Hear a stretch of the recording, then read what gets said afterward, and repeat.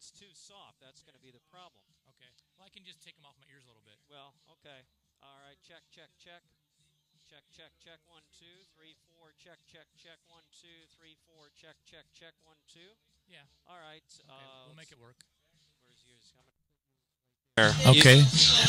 So we're in for a good game, right, Todd? Oh, yeah, of course. Any Stratford game's a good game, and we're here to cover it and see what they can do against a Division II opponent tonight. All right. I guess we'll make that work. We'll make it do. Is that okay? It's a little awkward. How close do I got to be? Can you hear me pretty good here? Yeah, I can always adjust it, but I'm just curious how close I want me to be. You know? not too far away from it. Okay, like this? Yeah, that'll work. Okay. All right. Wow.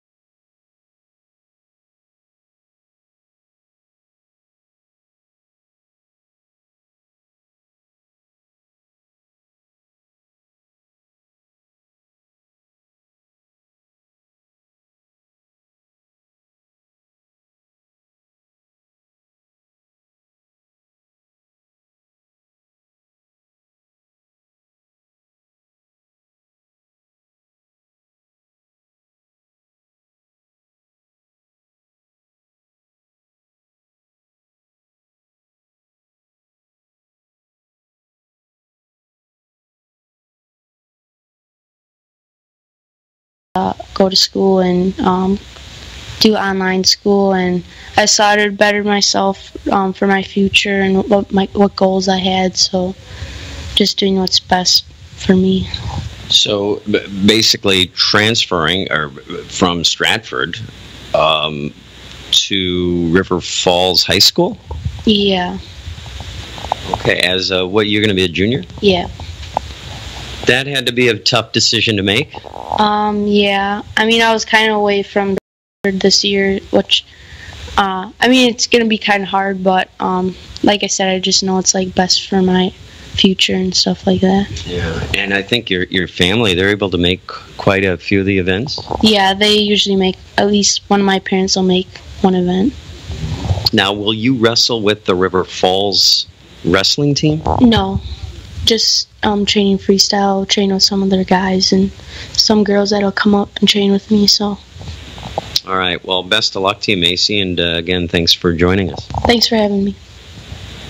Stratford's Macy Kilty. She has made the difficult decision to move to River Falls this fall to be closer to her wrestling coach and Wisconsin national team teammates, and she will be a junior enrolled this fall at River Falls High School. She was a pretty good quarterback when she was in the Stratford youth football program. Many of her friends and former teammates are in action tonight here at Antigo, set to face the Red Robins in high school non-conference football here on WOSQ tonight. As for the current Stratford Tigers, well, we'll check in with their head coach, Jason Tubbs, as our pregame report continues in just a moment.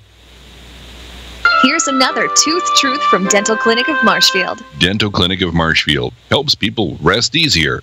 Sleep problems related to breathing aren't just bothersome, they can be dangerous.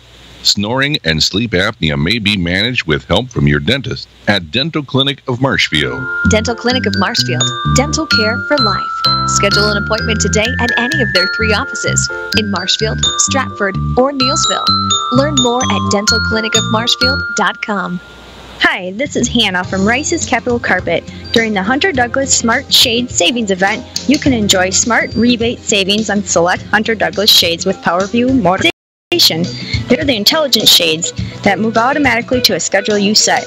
Don't miss the savings now through September 11th. Limitations and restrictions apply. Additional equipment required for programmed operation. Ask for details. Rice's Capital Carpet, 1313 West Veterans Parkway, Marshfield. Our pregame report continues now as we get set for Stratford football tonight here on Sports Radio 92.3 FM. WOSQ. Mike Warren back with you as we get set for football this evening. Let's bring in the head coach of the Stratford Tigers, and Jason Tubbs kind enough to stop by before we kick things off here at Antigo. Stratford and Antigo tonight, a non-conference matchup. Coach, before we get into week 2, let's revisit week 1 and a very difficult game against Stanley Boyd. From some of the accounts that I've heard, a game that you guys probably should have, or at least easily could have won. What went wrong in week 1 that allowed Stanley Boyd to get that, I think it was 7-point win over you guys last week at home? Well, just a missed opportunities. We had 3 different scoring chances that we had within the 10-yard line. One was on the 1-yard line, and just had penalties and turnovers, and you can't do that in high school football. We have a very inexperienced team. We don't have a lot of starters coming back. You know, we replaced a great senior class, and we enjoyed their fruits of their labor last year, and these guys are going to have to learn it on the job. And give Stanley Boyd credit for finishing out the game with more points on the scoreboard and coming up with some creative plays with a fake field goal to score one of their touchdowns and getting their 2 best players involved. It sounds like it was the perfect storm of turnovers, missed opportunities, like you said, and inexperience at the varsity level, basically. Oh, absolutely, and it's a good coaching point for us. Our kids understand that you can't make mental mistakes and win high school games when they're tight games. And we geared this as like a playoff game because they're Division 5 like we are, and they're in our bracket last year as well. If we would have found a way to win our last game, we would have played them, and so who knows, we might see them come down the road. But we got dinged up a little bit too. We had a couple senior two-way starters kind of get hurt in the game as well, so we'll see what their possibility is this week. Okay, so what's the biggest takeaway from week one? Things you hope to build on here going into week two, because that week one game is always so difficult. You know, the only thing you know about them is scrimmage. You don't have any real game film on these guys. You haven't really played anyone except yourselves in practice. What's the biggest takeaway now from week one going into week two? We just got to make a commitment to get better every day, and I think the guys have this week. We've had a really good, strong week of practice, Monday, Tuesday, and Wednesday, and really going into Thursday night and Friday and getting our guys ready to go for a very physical, bigger Antigo team. And I give our kids credit. They didn't hang their heads for 1 second. They realized that they had a chance to win, and that there's a lot more games on the schedule. Yeah, and just I ran into a couple of guys, and just talking to them, it was sort of like, you know what? Yeah, week one, okay, we could have done better. Probably should have got that one, but hey, we're ready to move on. And it was almost like they had that, that short memory syndrome that you hope a lot of these guys have. Hey, you can't undo what just happened. Let's move on and try not to make the same mistake again. Yeah, absolutely. And you can tell a different type of mentality this week in practice, really focusing on the little things. And I tell the guys every chance I get, if you do the little things right, the big things will take care of themselves. And we just got to continue to grind and continue to work hard and see what happens. Well, here we are now going into week two, and this is a game that, well, got our attention. We're here. It's Stratford Antigo. This is, one of those games you go, oh, okay, Antigo. Everyone, I guess, yeah, everyone's now looking for non-conference opponents. It has become a little more difficult. So here we are at Antigo. First of all, tell us how you got this game on your schedule, and then we'll get into, what you see across the ball in this Antigo team. Well, once Pittsville and Phillips got out of the conference, more or less, so Phillips going to 8-man and Pittsville taking a different route in their football, we had to find non-conference games, and Stanley Boyd was a contract from last year, and we ended up not having a week two opponent, so give our hat off to Brad Gruby to find an opponent, and he came down during the middle of the winter and say, hey, Antigo's got opening, and we're like, hey, why not? We scrimmage against DC Everest and Green Bay Preble and Shawano. We're used to seeing bigger teams. It's only going to make us better and stronger. We get a team that spreads the ball and wants to throw the ball, and week two is pounding ground. So our guys will be up for the challenge, and and hopefully we can learn from it and see what happens.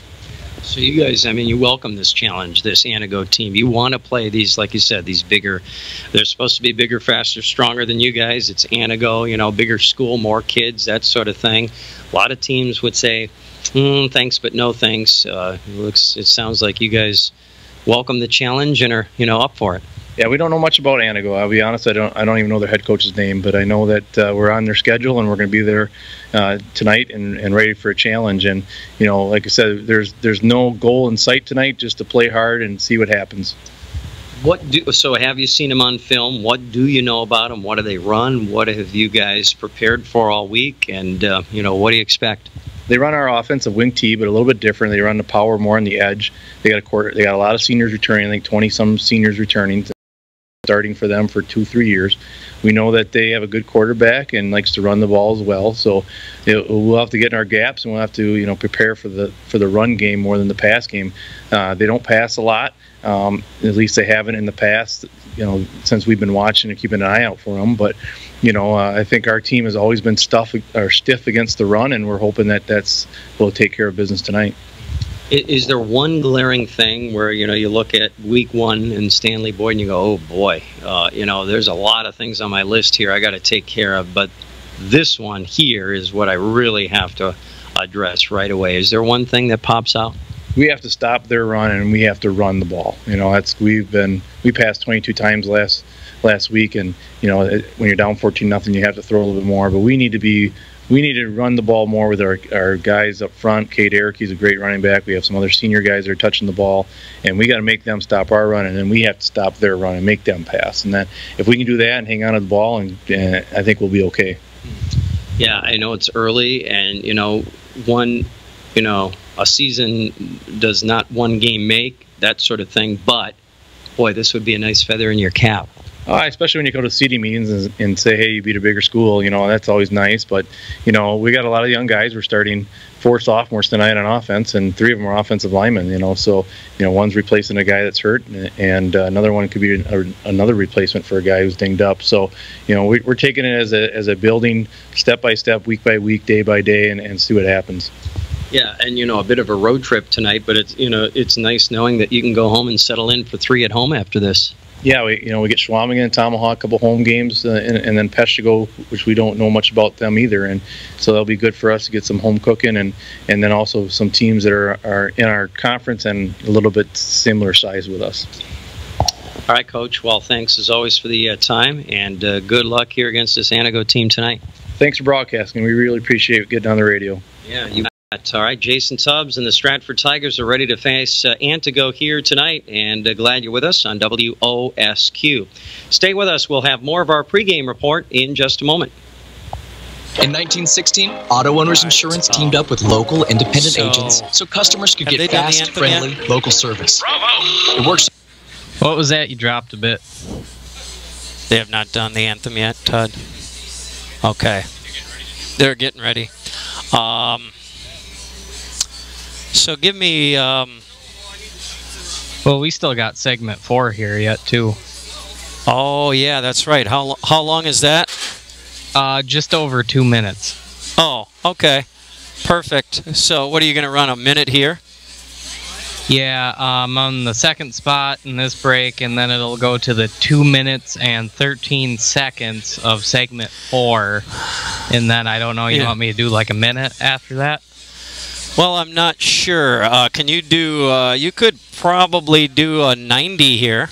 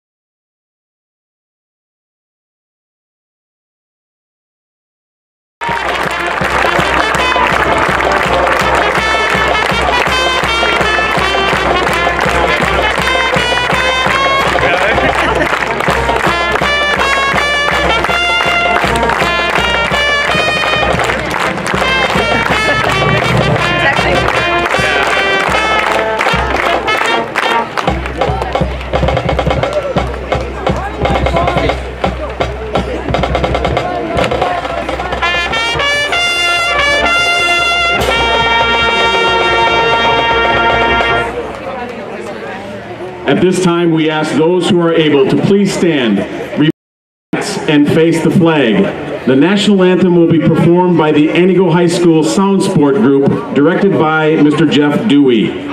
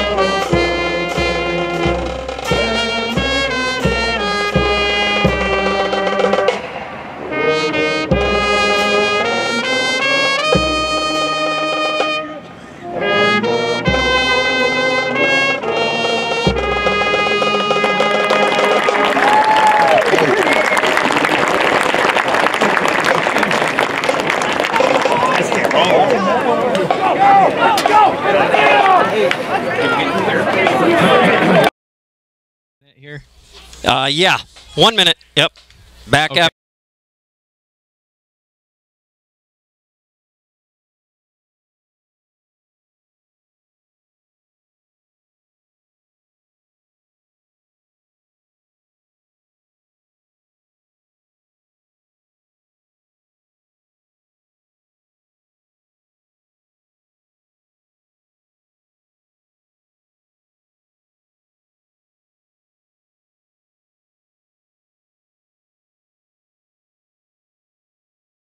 Burden is producing and studio engineering our broadcast tonight, and alongside Todd Schultz, I'm Mike Warren, as we bring you non-conference football here tonight on WOSQ. The Stratford Tigers, Todd, with a tough test here at Antigo against the Red Robins tonight.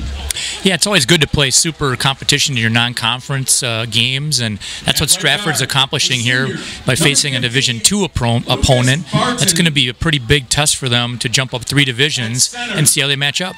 Yeah, we'll see how the Stratford Tigers do here tonight. The Tigers are wearing their white uniforms with black pants, the black helmets with the orange emblem on them, and the orange lettering and numerals on the jerseys.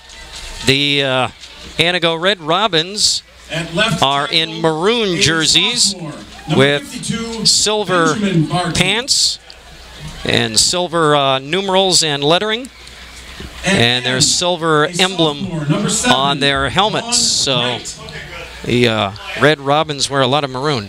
They do. They're not really red, but I guess that's close enough. It's a form of red. It's in the right family. It's right. It's right. So, yeah, we'll see a tough test here for the Stratford Tigers here tonight. As we look at the Antigo Red Robins starting lineup, their quarterback is Matt Winter. He's a senior, 6'2", 190-pound senior. Big kid.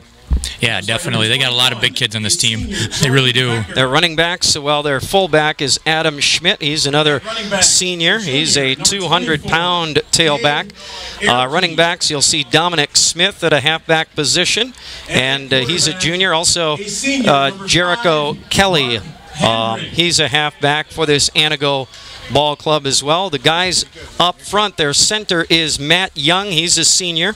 On the left side, the guard is Austin Arlen. He's a senior. Their left tackle is Garrett Held, another senior. On the right side, their right guard is Mike Zabrowski, a senior. And Marcus Schrepfer, he's a right tackle. He's a 255-pound senior at 6'1". A big boy. Yeah.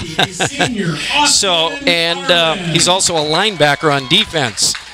So probably must be pretty fast if he's playing linebacker. I was going to say, yeah. So linebacker on defense. Casey Lucas is a defensive end. He goes 6'4", 180. Another senior. A lot of seniors on this team. Senior-dominated team led by Coach Tom Schofield. And again, it should be a very good test for Stratford here tonight. Yeah, and that's what Coach Tubbs alluded to in the beginning, in the pregame, was that Antigo does have a lot of seniors back. A lot of these guys have started for a year or two already, and Stratford's fairly young, so it'll be a real test, not only going up 3 divisions, but also the experience factor. Absolutely. So the Stratford Tigers, a big tough test. Mark Hendrick is their senior quarterback, and somewhat new to that position, right? He didn't play it last year. They had Eli Drexler play it last year. They moved Eli out to like a split end or a wide receiver, right? Yeah, I think they did, and I think Hendrick played quarterback a little bit last year when Eli struggled just a bit, and so now Hendrick steps in and takes over the reins. All right, and so, again, Eli Drexler is a tailback. We'll also see Dylan Dalinger and A.J. Shanefoos, and also Jordan Becker, but Cade Erkey as well. We'll see plenty of Cade Erkey tonight, too. He carried the ball 16 times last week for 107 yards. He was their main ground gainer last week, Cade Erkey. So, should be a good test, like we said, for the Stratford Tigers here tonight. The Tigers will be kicking off right to left as we watch the action here tonight. So the Antigo Red Robins will have the ball to start the game, and they'll have it going left to right.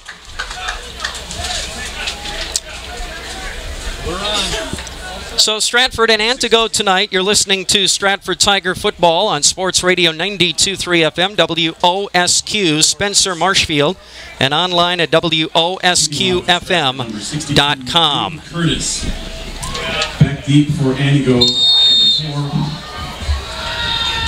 Dane Tischendorf is in deep safety, and but it's the other deep safety taking the return out across the 35. Thomas Nelson, a senior, all the way out to the 39, maybe 40-yard line, and a nice return by Antigo on that one. Yeah, and just a simple up-the-middle return. Great blocking. He never got touched for the first 30 yards of his return or 25 yards of his return, and then finally was brought down. So now going left to right, it's the Antigo offense led by quarterback Matt Winter. And under center, tight formation. The give off right tackle straight ahead. This is the halfback Jericho Kelly. And straight ahead for a yard on first down. It will set up a 2nd and 9.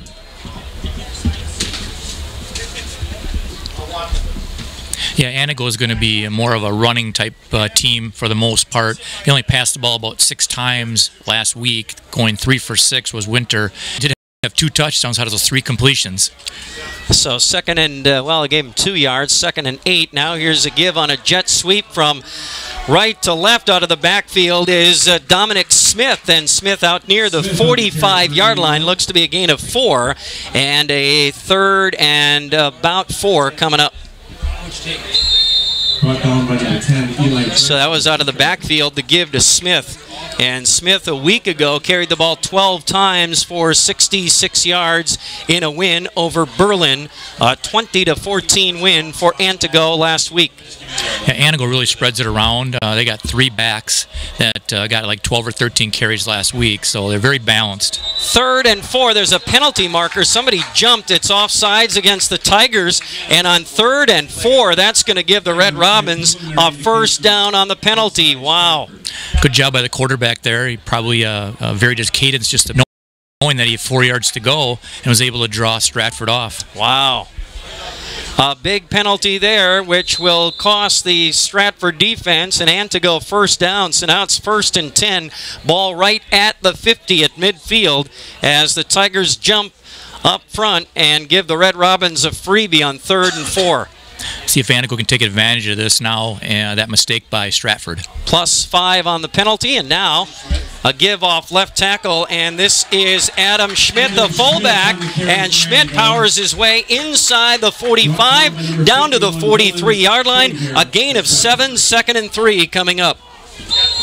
Powerful running by the fullback on that play, and 7-yard gain.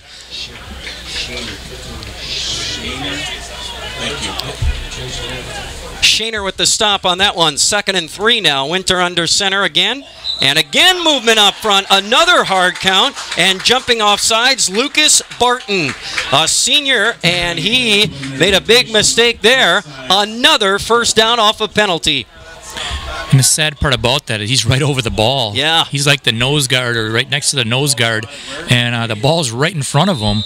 But obviously he's listening, not looking. One of the defensive tackles, a big mistake by Lucas Barton. And that will cost Stratford's defense another first down. 1st and 10 now, inside the 40. They're at the 38-yard line. Winter now, give off the right side. And this is Jericho Kelly again. Kelly inside the 35, down to the 34-yard line, a gain of 4. And 2nd and 6 coming up. Couple minutes into this one here at Antigo tonight. Stratford Tiger football on WOSQ. Scoreless early, but Antigo on the opening drive of the game, moving the ball left to right all the way down to the Tiger 34-yard line with 9 to play in quarter number 1. Winter to the line. Backs are split behind him here. Man in motion from left to right. They fake the give to him. On the keeper, Winter off the left side. Winter dives down to the 31-yard line on a gain of 3 on the quarterback keeper. And it's 3rd and short coming up. He'll have about 3 to go on the play. Number 21, Jordan Becker. Big stop there by Becker. Jordan with a nice stop, and a 3rd and 3 coming up from the 31-yard line with 8.5 to go in quarter number 1. Yeah, and Winter's a pretty big quarterback, so when he brings it, he's got a pretty good load. He's 6'2", 190, so he's no small little quarterback. You got that right. Big guy at the quarterback position, senior quarterback. They got a lot of seniors on this team. They split one wide to the right here on 3rd down. It's Brennan Spencer, a tight end wide to the right. Now there's a penalty and a delay of game on a 3rd and 3. They can't get to the line fast enough, and that's a costly penalty against the Red Robins. That sets up now a 3rd and 8. Wow. That one's usually on the coaching staff to get the play in early enough, because they weren't even close to getting that play off. They were just coming to the line and already a delay of game, so it took a lot of time in the huddle. Now a 3rd and 8, ball back at the 36. Now Winter to the line on 3rd and long. And the give is a reverse. They hand it off first to Dominic Smith, who then gives it out of the backfield to Kelly carries the ball for Antigo. Jericho Kelly on a reverse. He barely got back to the line. He lost a yard. Stratford's defense all over the reverse. It's 4th and 9 after a loss of a yard, and the Tiger defense holds. It'll be an interesting call by Antigo because they don't really throw the ball much, but it's pretty tough to run it for 9 yards, so they may have to put it in the air here. 4th and 9. They may just air it out here. No punting situation here. 4th and 9. Winter to the line. Dropping back to pass. Now looking left side. Heaves one up down the left sideline over the head of Kelly, and incomplete. And the Red Robins will turn the ball over on downs. 7 plays and the drive stalls at the Tiger 37-yard line. Winter had Kelly open. He came out of the backfield and went down the left side of the sideline, and he was downfield about 20, 25 yards, and the pass was just overshot by about 2 or 3 yards, but he was open. All right, so now the Tigers take over on downs at their own 37-yard line with 7:29 remaining in the first quarter. So now Mark Hendrick and the Tiger offense going to work, and on 1st down it's a give off the left side to Andrew Shanefoos, I believe, got the ball. Number 9, Andrew Shane. AJ gets the ball. For Stratford, brought down by number 40, Corbin Krieger. So AJ Shanefoos with the carry on 1st down, but for no gain. Stopped at the line of scrimmage, 2nd and 10. Here's another senior tailback. Stratford hurries to the line. Hendrick now hands it off right side. Running room. Cade Erkey out across the 40 to the 45-yard line. And it's a gain of 8 on 2nd down. 3rd and short coming up. That was well blocked off right tackle by the Stratford offensive line. Erkey had a nice hole to run through, and he certainly took advantage of it. Big 3rd and 2 coming up from the 45-yard line. Hendrick quickly to the line. Powerhouse backfield. Who gets it? Erkey again tries the left side. Nowhere to go. Stop behind the line. Antigo takes him down behind the line of scrimmage. He's going to lose a couple of yards. Back to about the 43-yard line. A loss of 2, and 4th and 5 coming up. Antigo was all over that play. They had total penetration on the right side, and Erkey had nowhere to go. Nowhere to go for Cade Erkey, and it's a 4th and about 4, and the Tigers will probably punt the ball away here. So they'll bring out Connor Multerer. Connor will be standing back at his own 31-yard line to kick the ball away. Thomas Nelson back deep to receive this punt for the Red Robins. He'll take it at his own 24-yard line and gets drilled and buried at the 26-yard line. Tigers with good coverage on that one. Nick Manicky and company leading the charge to get down there and stop that punt return. Nowhere to go for Nelson, but the Red Robins get the ball back. Scoreless, 5:40 to go in the opening quarter. Some coaches would have considered going for that on 4th and 5 or 4th and 6 from midfield, but I think it was a good play. Play a little field position here, back Antigo up, and let your defense go to work. So from their own 26-yard line, I believe, is where they are. Yep. We'll start it at the 26-yard line, and so Matt Winter and the Antigo offense back to work, going left to right.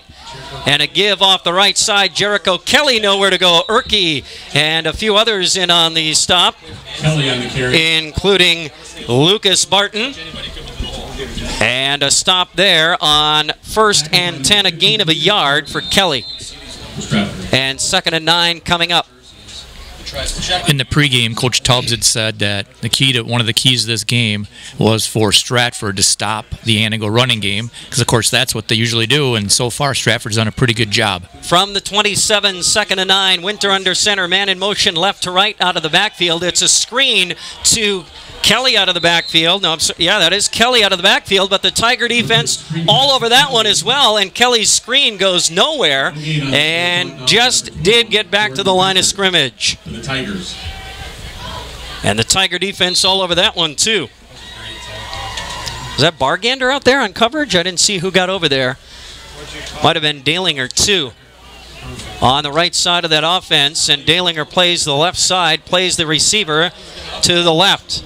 So now on 3rd and 9, they spread it out. Receivers wide right and left. Winter back to pass, scrambles right, now left, back to his right. In trouble, and out of the grasp of one of these Stratford defenders, almost tripped up back at the 10, still scrambling. Winter trying to get away, and now outrunning the defense. Trips his way across the 30, falls across the 35 to the 36-yard line, and he's almost got a first down after he scrambled all the way back to the 10-yard line. Winter on the carry for Antigo. Boy, oh boy, 40 yards to get 9. First down. And he's short by a half a yard at the 36-yard line after a gain of about 8. They're going for it. And they're going for it. And the give up the middle, and it looks like they're going to get it on a fullback dive play with Adam Schmidt out to the 38-yard line. They hurried to the line. They caught the Tiger defense off guard, and a quick hitter up the middle, and it's a first down run for Adam Schmidt. We have a Tiger injury here after the first down run by Schmidt on 4th and a yard, and they gave him a couple out to the 38-yard line. We got to talk about that Matt Winter scramble. I mean, it was remarkable. He bought time. He made probably about 6 or 7 guys miss as he went back to pass. Tons of pressure by the Stratford defense. He kept eluding, going back and forth across the field. Eventually broke through and was able to get an 8 or 9 yard gain to allow them to get close enough to go for the 4th and 1. Got up to the line quick and got it and took advantage of his 8 or 9 yard run. It was a thing of beauty. Boy, you're right about that. Winter, it's like he tired him out and then outran him.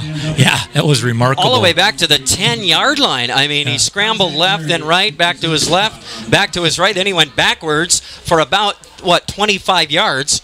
And then outran the defense back to the line of scrimmage. Actually got 9 yards on that scramble. That was impressive. Now, Aiden Hoffman is the injured Tiger here. If this is anything serious, this is not good news for the Tigers. You cannot lose Aiden up front.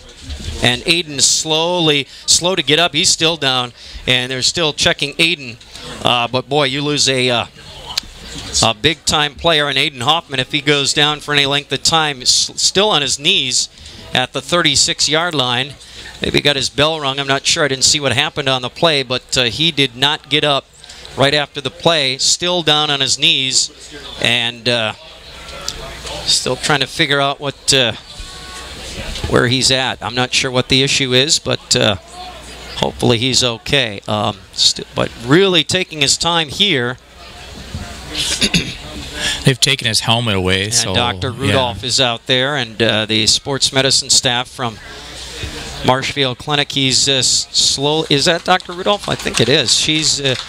Well, maybe it's not. He's up and walking off under his own power. But the coach did grab his helmet. Yeah, I think he that might. Doesn't look good. Yeah, he might have his bell got rung. I think you're right about that. So we'll see if he can come back. If not, that's a big loss for the Tigers, both offensively and defensively on the lines up front. And in the meantime, now they've got to regroup defensively. They gave up the first down on 4th yard on the fullback dive play by Schmidt. So it's 1st and 10 for the Red Robins. Ball at their own 38-yard line. And Winter and company back to work here. Winter now under center. Backs are split behind him. Takes the snap and gives it to Dominic Smith. Smith fighting his way out to the 45-yard line. It's a gain of 7 on first down, and it will be second and short coming up. Nice run there by Smith. Lucas Barton on the stop. 2nd and 3 with 3 minutes to go in quarter number 1. We're still scoreless here at Antigo High School. Stratford Tiger football for you tonight on WOSQ. 2nd and 3, Winter under center, and he'll fake the handoff. Now running left and trying to escape the Stratford defense, fighting his way to a first down out to the 49-yard line. Boy, they had him in the grass back up the 45-yard line, and Winter just fought his way out of the tackle and got the first down, a gain of 4 after he was stopped behind the line. Winter showed great determination there and showed his strength that we talked about earlier. Very tough to bring down. There were 3 Tigers hanging on him, and he was able to get the 3 yards they needed for the first down. Absolutely. A big run there by Matt Winter, the Antigo quarterback, and a first down at the 49-yard line of the Red Robins. And Winter under center again. Now movement up front, and I believe it was an offside. No, it was a false start on Antigo. So that will cost the Red Robins 5 yards. It'll be 1st and 15, the ball back to the 44-yard line. One of the offensive linemen from Antigo just stood up in his stance, and that's obviously a penalty, and that really hurts a team like Antigo because they're a pound-it kind of team, and now it's 1st and 15, and that just for them to get that first down. Got that right. So now 1st and 15, 2 receivers to the right. Winter hands it off left side. This might be Schmidt again, the fullback, off the left side. And Schmidt. And a couple of yards there out to the 47-yard line. And that will bring up 2nd and 13 at the 47. 1:40 left on the clock in the first quarter. Still scoreless here at Antigo High School tonight. Robbins to the line on 2nd and 13, I guess, or 12. Winter takes the snap, fakes the handoff, rolling to his right, looking downfield, lobs one down the middle of the field, and it's going to be broken up at the 25-yard line by Andrew Bargander. They were trying to get it to tight ends, I believe Brennan Spencer, and Bargander broke it up at the Stratford 26-yard line, incomplete. That was one of those plays where you just throw it up high. You know, it's your 6'4" tight end, try to get it. Unfortunately, the ball was a little underthrown. If he'd have got it up in the air just a bit more, I think that 6'4" frame would have brought it down over the smaller defender. So now 3rd and 13. Ball at the Antigo 47-yard line. 1:20 left in the first quarter. Winter under center again. Backs are split. Straight back in the pocket under pressure. Lobs one up right side and trying to get it to Dominic Smith, who is trying to outrun Dylan Dalinger to the ball, and Winter overthrew him. Incomplete. 4th down coming up. Took a shot again down the right sideline, and Winter overthrew the ball. Very good coverage by the Stratford defense on that one. It took a perfect pass to get that in there, and he just couldn't drop it over the defender. So 4th and 13, and the Red Robins will punt it away. Winter does the punting as well, standing back at his own 35-yard line. And he'll roll it down inside the Tiger 20. Now the 15, downed at the 15-yard line by Corbin Krieger. And the Tigers will have to start deep in their own territory as they get the ball back with 1:05 to go in quarter number 1. Still scoreless here in Antigo tonight. So now the Stratford offense back to work under the direction of Mark Handrick, the quarterback.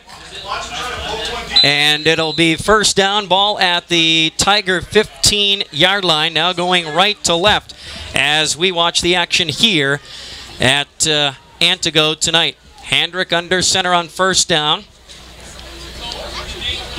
And the give to the right side is Teddy Redmond. Redmond trying to break it wide right. Out near the 18 or 19-yard line. A gain of 4 to the 19-yard line. on the tackle for Antigo. And a 2nd and 6 coming up with 35 seconds to go in quarter number 1. Stratford back to the line. Pass. Handrick, a screen pass to the near side, and he gets it to Cade Erke, who has stood up at the 19-yard line, no gain. Antigo all over that one. And that will bring up 3rd and 6. See if the Tigers try to run another play here. 9 seconds left in the first quarter. They're coming to the line with 5 seconds. And they're not going to get the play off. That will take us to the end of quarter number 1. The Stratford Tigers and the Red Robins scoreless after 1 here on WOSQ. Spencer Marshfield. Stay with us. Second quarter action from Antigo in just a moment. Moving Marshfield forward by giving back. At Ford Financial Bank, that's what it's all about. Hi. 1 minute here, Adam. 1 minute. CEO at Ford Financial Bank. Is our signal okay? Our deposits are being invested in loans and yeah, it's real good. The board in here has something wrong with it, I guess. So that might be what it is. To help move our communities forward. But I mean, it sounds okay. Yeah, it sounds real good. For whatever reason, in order to hear you, though, I have to take the program off on the pod where it plays the spots. So that's kind of odd, but yeah, our signal's good. Awesome. Okay, thank you. Free important folder card that you get punched every 2 games purchased with. Punches, you get 2 free games. Join the You're doing okay? On their website to get free bowling just for signing just up. Fine. Old school. Just fine. Harry Doyle. Here we go. I got a game.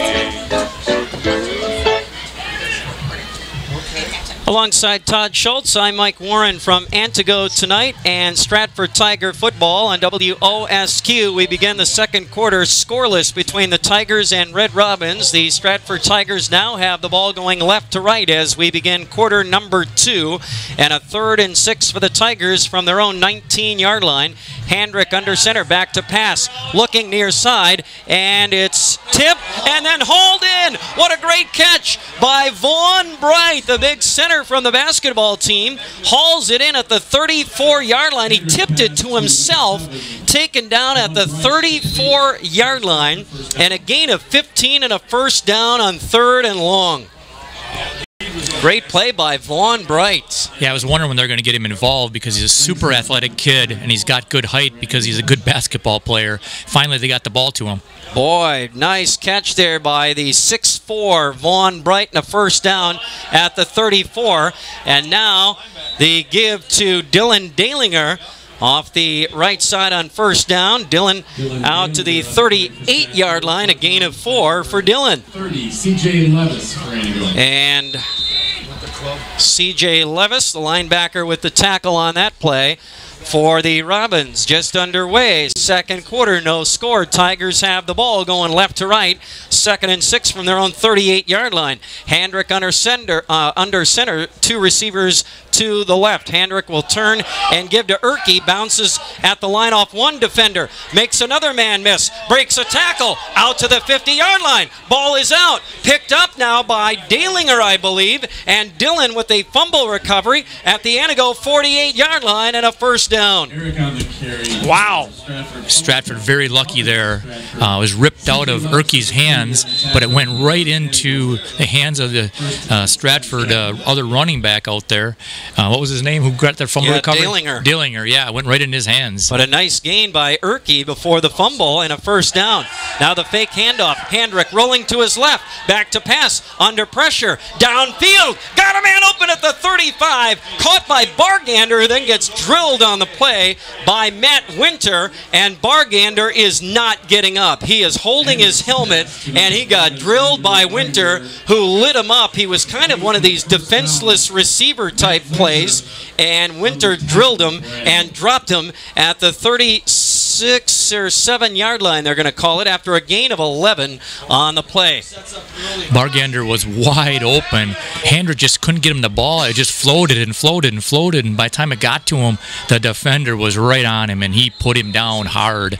But he's up, and he's walking off and trying to shake it off. That was after Erke's run of, how long was that run, about 12? It was 12 yards, and then there was about 2 yards extra when it went to the other running back. Now it's a first down at the Antigo 37-yard line. Erke gets the ball. I think he tripped on Hendrick's foot and stumbled forward for a couple of yards. I think Erke and Hendrick kind of tripped on each other's feet there, but Cade falls forward for a yard down to the 36-yard line, and a 2nd and 9 coming up.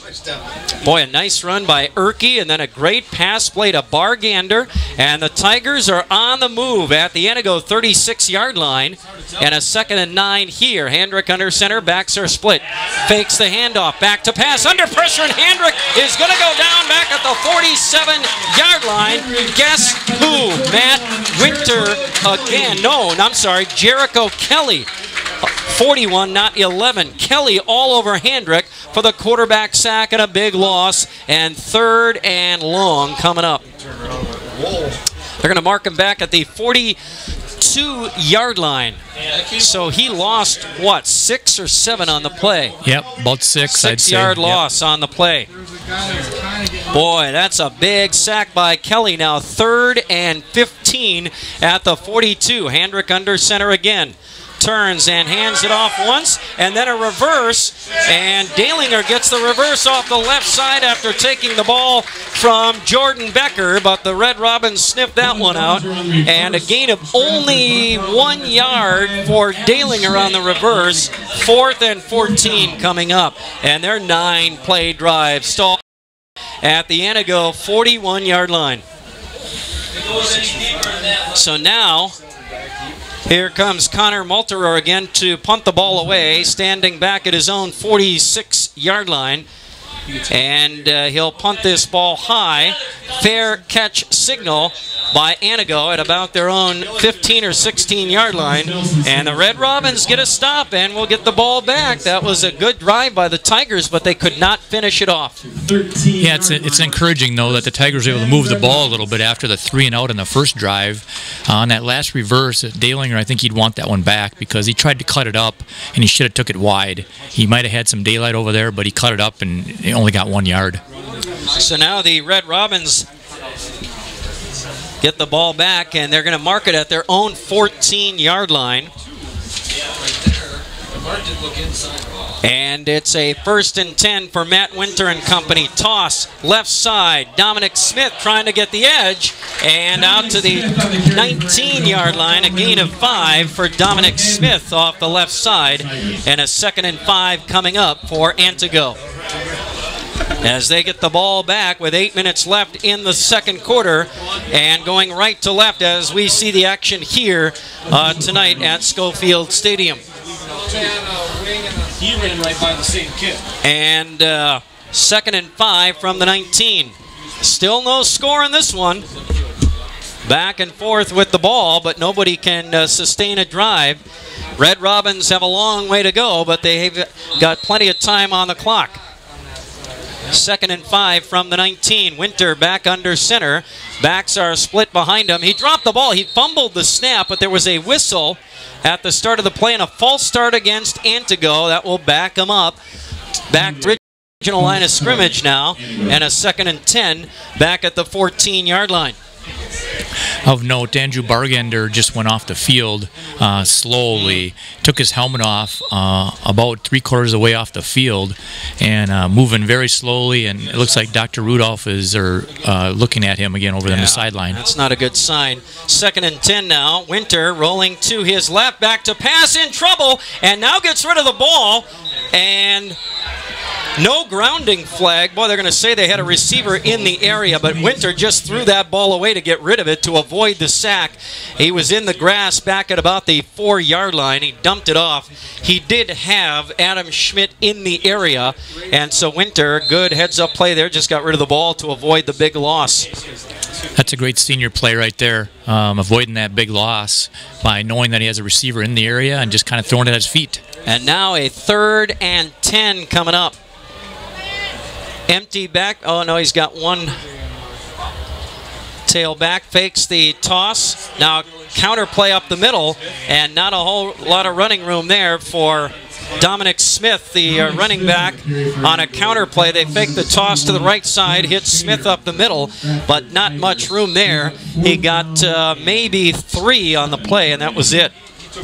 And that sets up a 4th and 7 now, and the Red Robins will have to kick the ball away. Winter standing back inside his own 5-yard line to punt the ball away here. Dalinger back deep.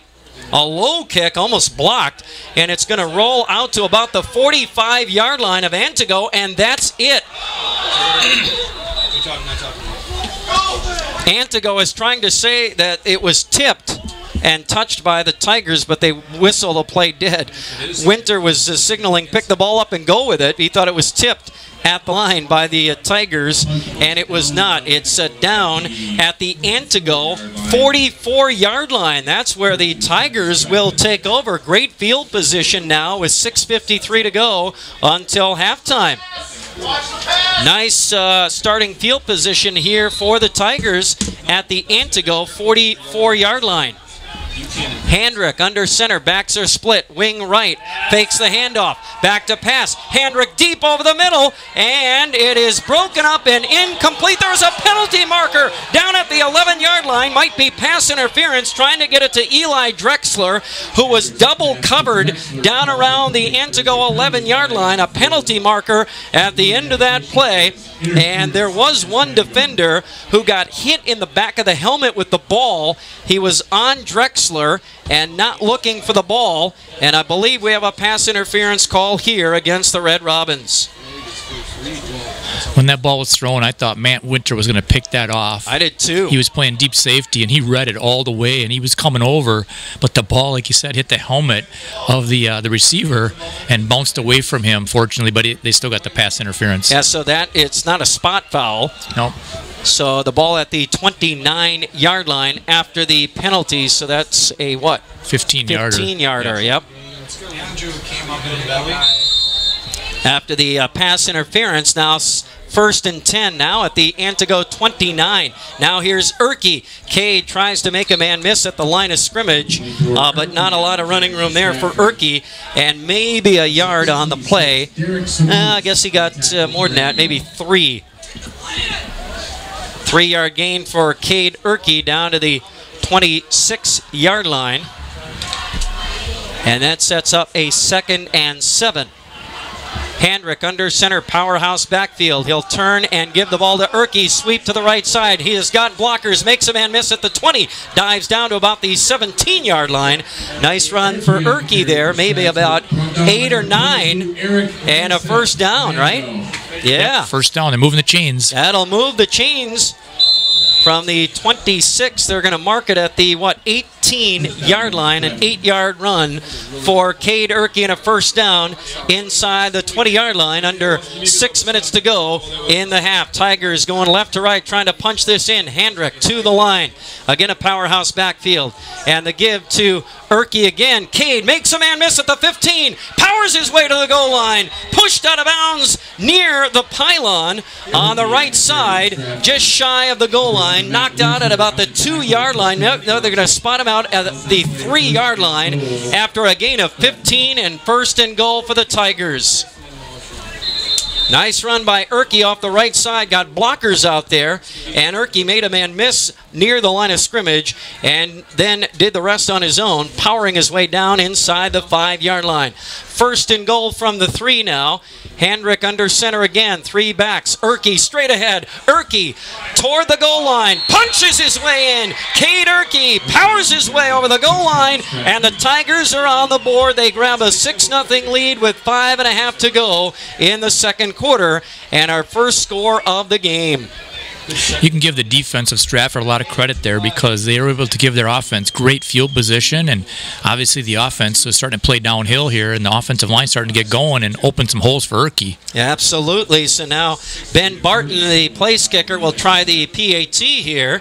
on the hold of Hendrick. The ball down. Kick is up, and the kick is through. And the Tigers grab a 7-0 lead on a 3-yard touchdown run by Cade Erkey. 5.5 go before halftime. 7-0 Stratford. And stay with us. More Tiger football in just a moment. There are a lot of reasons to finance a home with Royal Credit Union, like for your dream home. 1 minute. Or your first home. Heidi-ho, neighbor! Or just a new home. Bye-bye, neighbor! Whatever your home financing need, Royal Credit Union gives you more ways to own it. Low rate, friendly local lenders. There's a home loan for every life story. We'll miss you! Royal Credit Union. How will your story unfold? Equal housing lender, member NCUA. You can count on your Toro dealer to answer any questions you may have. Back up your purchase with quality service and parts, and of course help select the right mower for you. Maybe you need a reliable Toro walk power mower starting at $369, or a time-saving Toro zero-turn mower starting at $22.99 that cuts acres fast. At Bill's Service Center, they've got them all. The Toro selection you need, backed by the service you deserve. That's what being a Toro dealer is all about. Visit Bill's Service Center in Stratford today to find the perfect Toro mower. All right, back here at Antigo after the Tigers kick it off left to right. A nice return by the Red Robins, and they return it out to the Antigo 42-yard line. We missed the kickoff there. Sorry about that. But Antigo gets the ball back after Erkey's 3-yard touchdown run. Tigers lead 7-0, 5:27 to go in the second quarter. So now Winter and the offense for Antigo back out there going right to left. Toss right side. This is Kelly, and a big hole off the right side, and a nice run for Jericho Kelly. A toss to the right side and out to the 49-yard line, and a gain of 8. Well, they're going to mark it at the 50-yard line, an 8-yard gain for Kelly.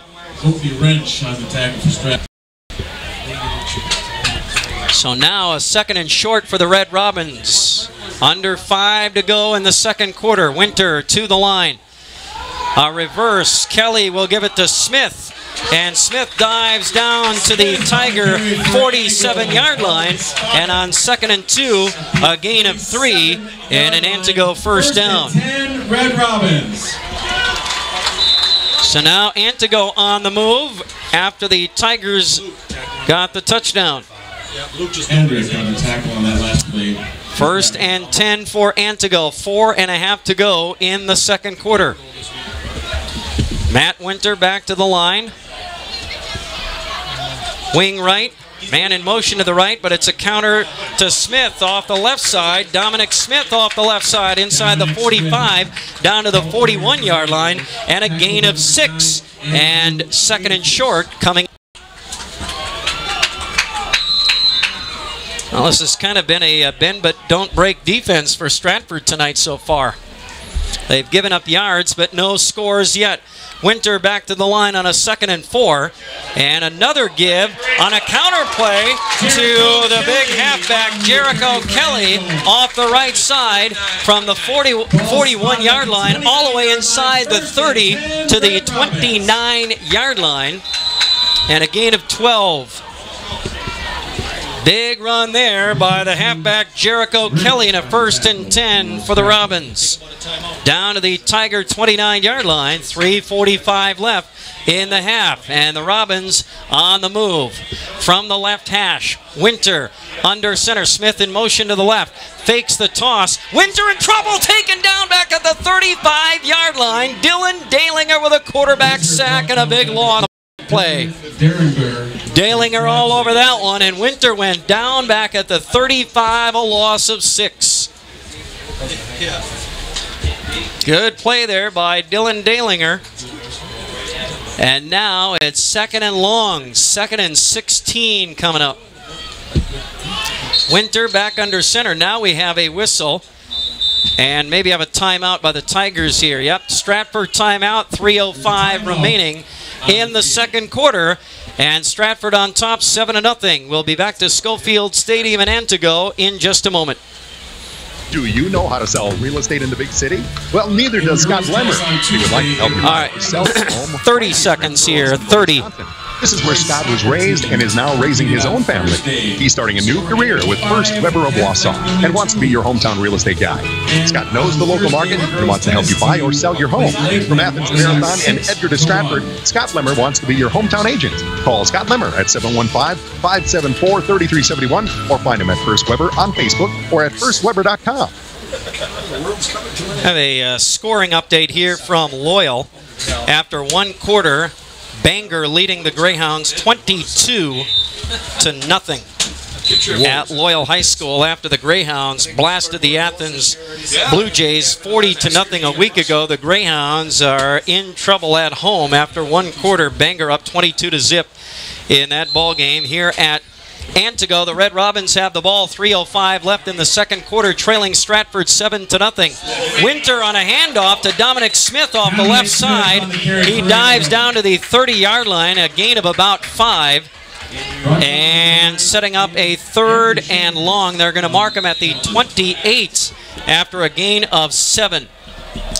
Quickly to the line, Winter gives it to Kelly in a big hole off the right side. Kelly runs over a defender at the 19-yard line, and Jericho Kelly powers his way down to about the 9-yard line.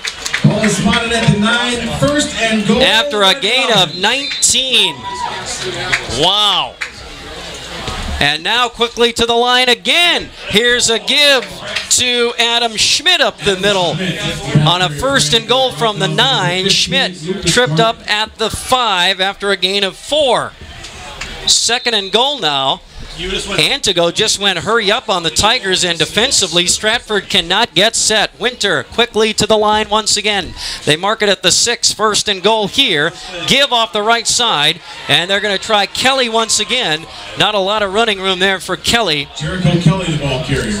And maybe a yard down to the 5-yard line.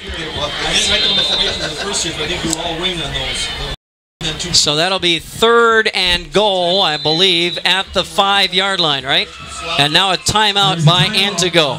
Boy, the Red Robins there went hurry up, and Stratford was not ready defensively for that situation.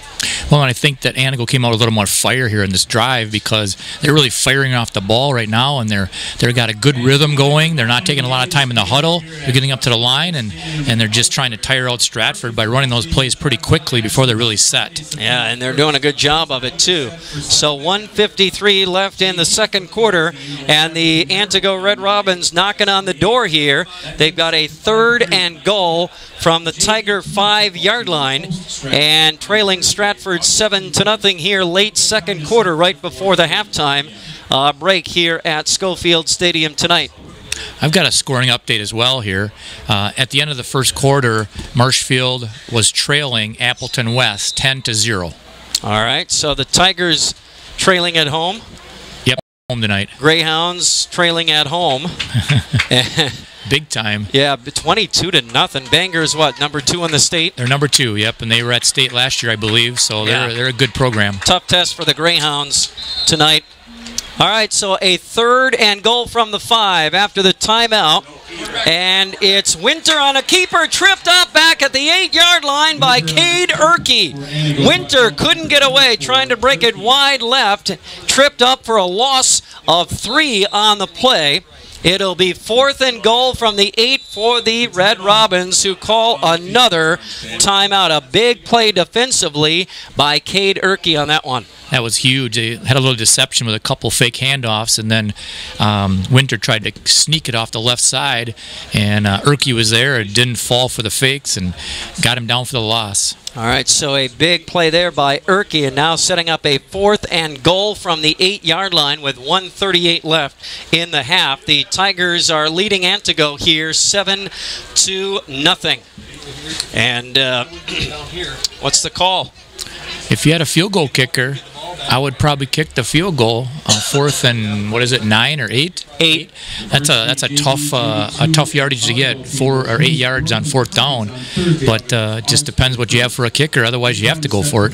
Yeah, I guess so. We'll see. Winter does the punting. I'm not sure if he's the place kicker or if they even have one. I'm sure they do. 4th and 8. 4th and 8. They're going to go for it. Winter to the line on 4th and 8. Winter under center. Backs are split behind him on 4th and 8. Winter rolling to his right, throwing back to his left. Into the end zone. He overthrows a wide open. Who was that? I couldn't see. I was blocked. 22? 32? 32. Hunter Bolson, the tight end. He overthrew him in the left corner. He had him open, and Bolson had a step on the defender. And if Winter puts that ball in the right spot, that's an easy touchdown, and he just simply overthrew him. That's a touchdown, and Winter threw it away, or just too much on that pass. And, boy, golden opportunity there for the Red Robins. They could not convert on 4th and goal. The Tigers get a goal line stand here and take over at their own 8-yard line with 90 seconds to go in the half. Tigers get the ball back straight ahead on the handoff on 1st down, and that is Erke again, I believe. Cade straight ahead for, boy, not even a yard, no gain.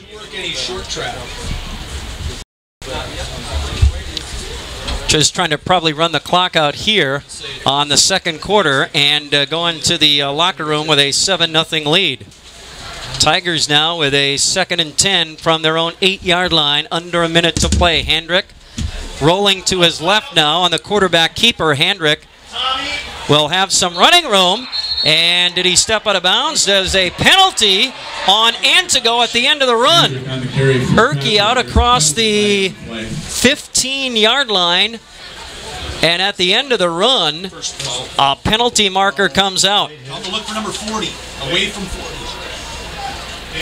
And what was the call? Personal foul or what? Yeah, it was a personal foul, late hit, out of bounds. Yep. Out of bounds on Hendrick, who went toward the boundary on the left side. So they marked him out where? Near the 20-yard line, I believe, after a run of 12. After the penalty, the ball at the 32-yard line.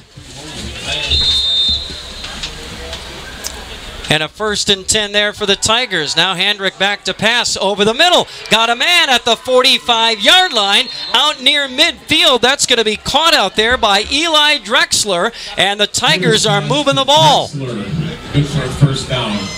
Eli Drexler all the way out to the 49-yard line after a gain of 17. So the run by Hendrick plus the penalty, and now a big pass play to Drexler, and the Tigers are at their own 49-yard line, threatening here with 40 seconds to go in the half. Wow.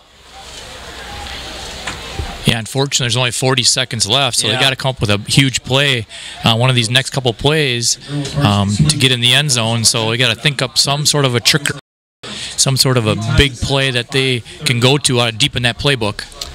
Yeah, so Tigers on the move here, and now a timeout by Stratford with 40 seconds left in the half. And moving the ball left to right, trailing or leading 7-0, but trying to get more here before the end of the second quarter. They started at their own 8-yard line. Now they're at the Antigo 49-yard line. 40 seconds on the clock. Hendrick to the line. Backs are split behind him. Wing to the right. Hendrick takes the snap. Fakes the handoff. Straight back in the pocket. Setting up a screen to Erke. Left side. 45. 40. Runs over a guy at the 43-yard line. Breaks a tackle. Inside the 35. Erke down to the 34-yard line. And another Tiger 1st down on a great pitch and catch on the screen pass from Hendrick to Erke. Another Tiger 1st down. And they're on the move as they take another time out. 17 yards on that one, right? Yep, 17 is what I had.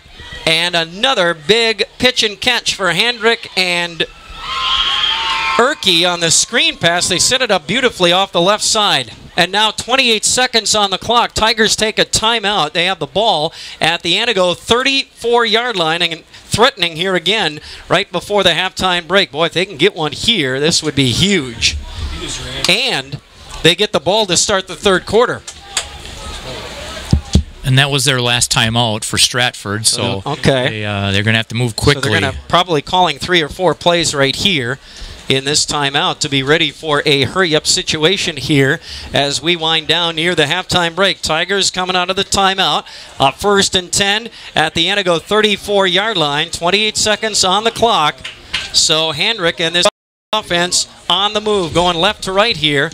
And a 1st and 10 here. Bright lined up wide right. Hendrick back to pass, steps up, now he's going to run, tuck it and run, and rolled up inside the 30 at about the 27-yard line. It's going to be a gain of about 6 on the play, right? Hendrick quickly to the line, he'll spike the ball and stop the clock.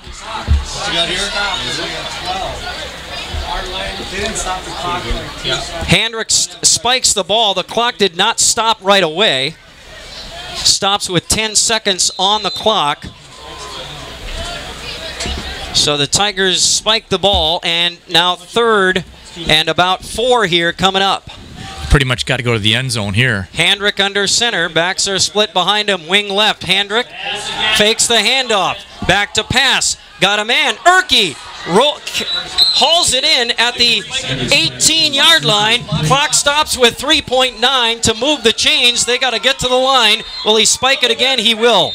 Now you got to think about it here. Hendrick gets to the line and spikes it with 1.6 on the clock after Erke comes up with a juggling catch at about the, where are they, 18-yard line? Yeah, he walked it way back here.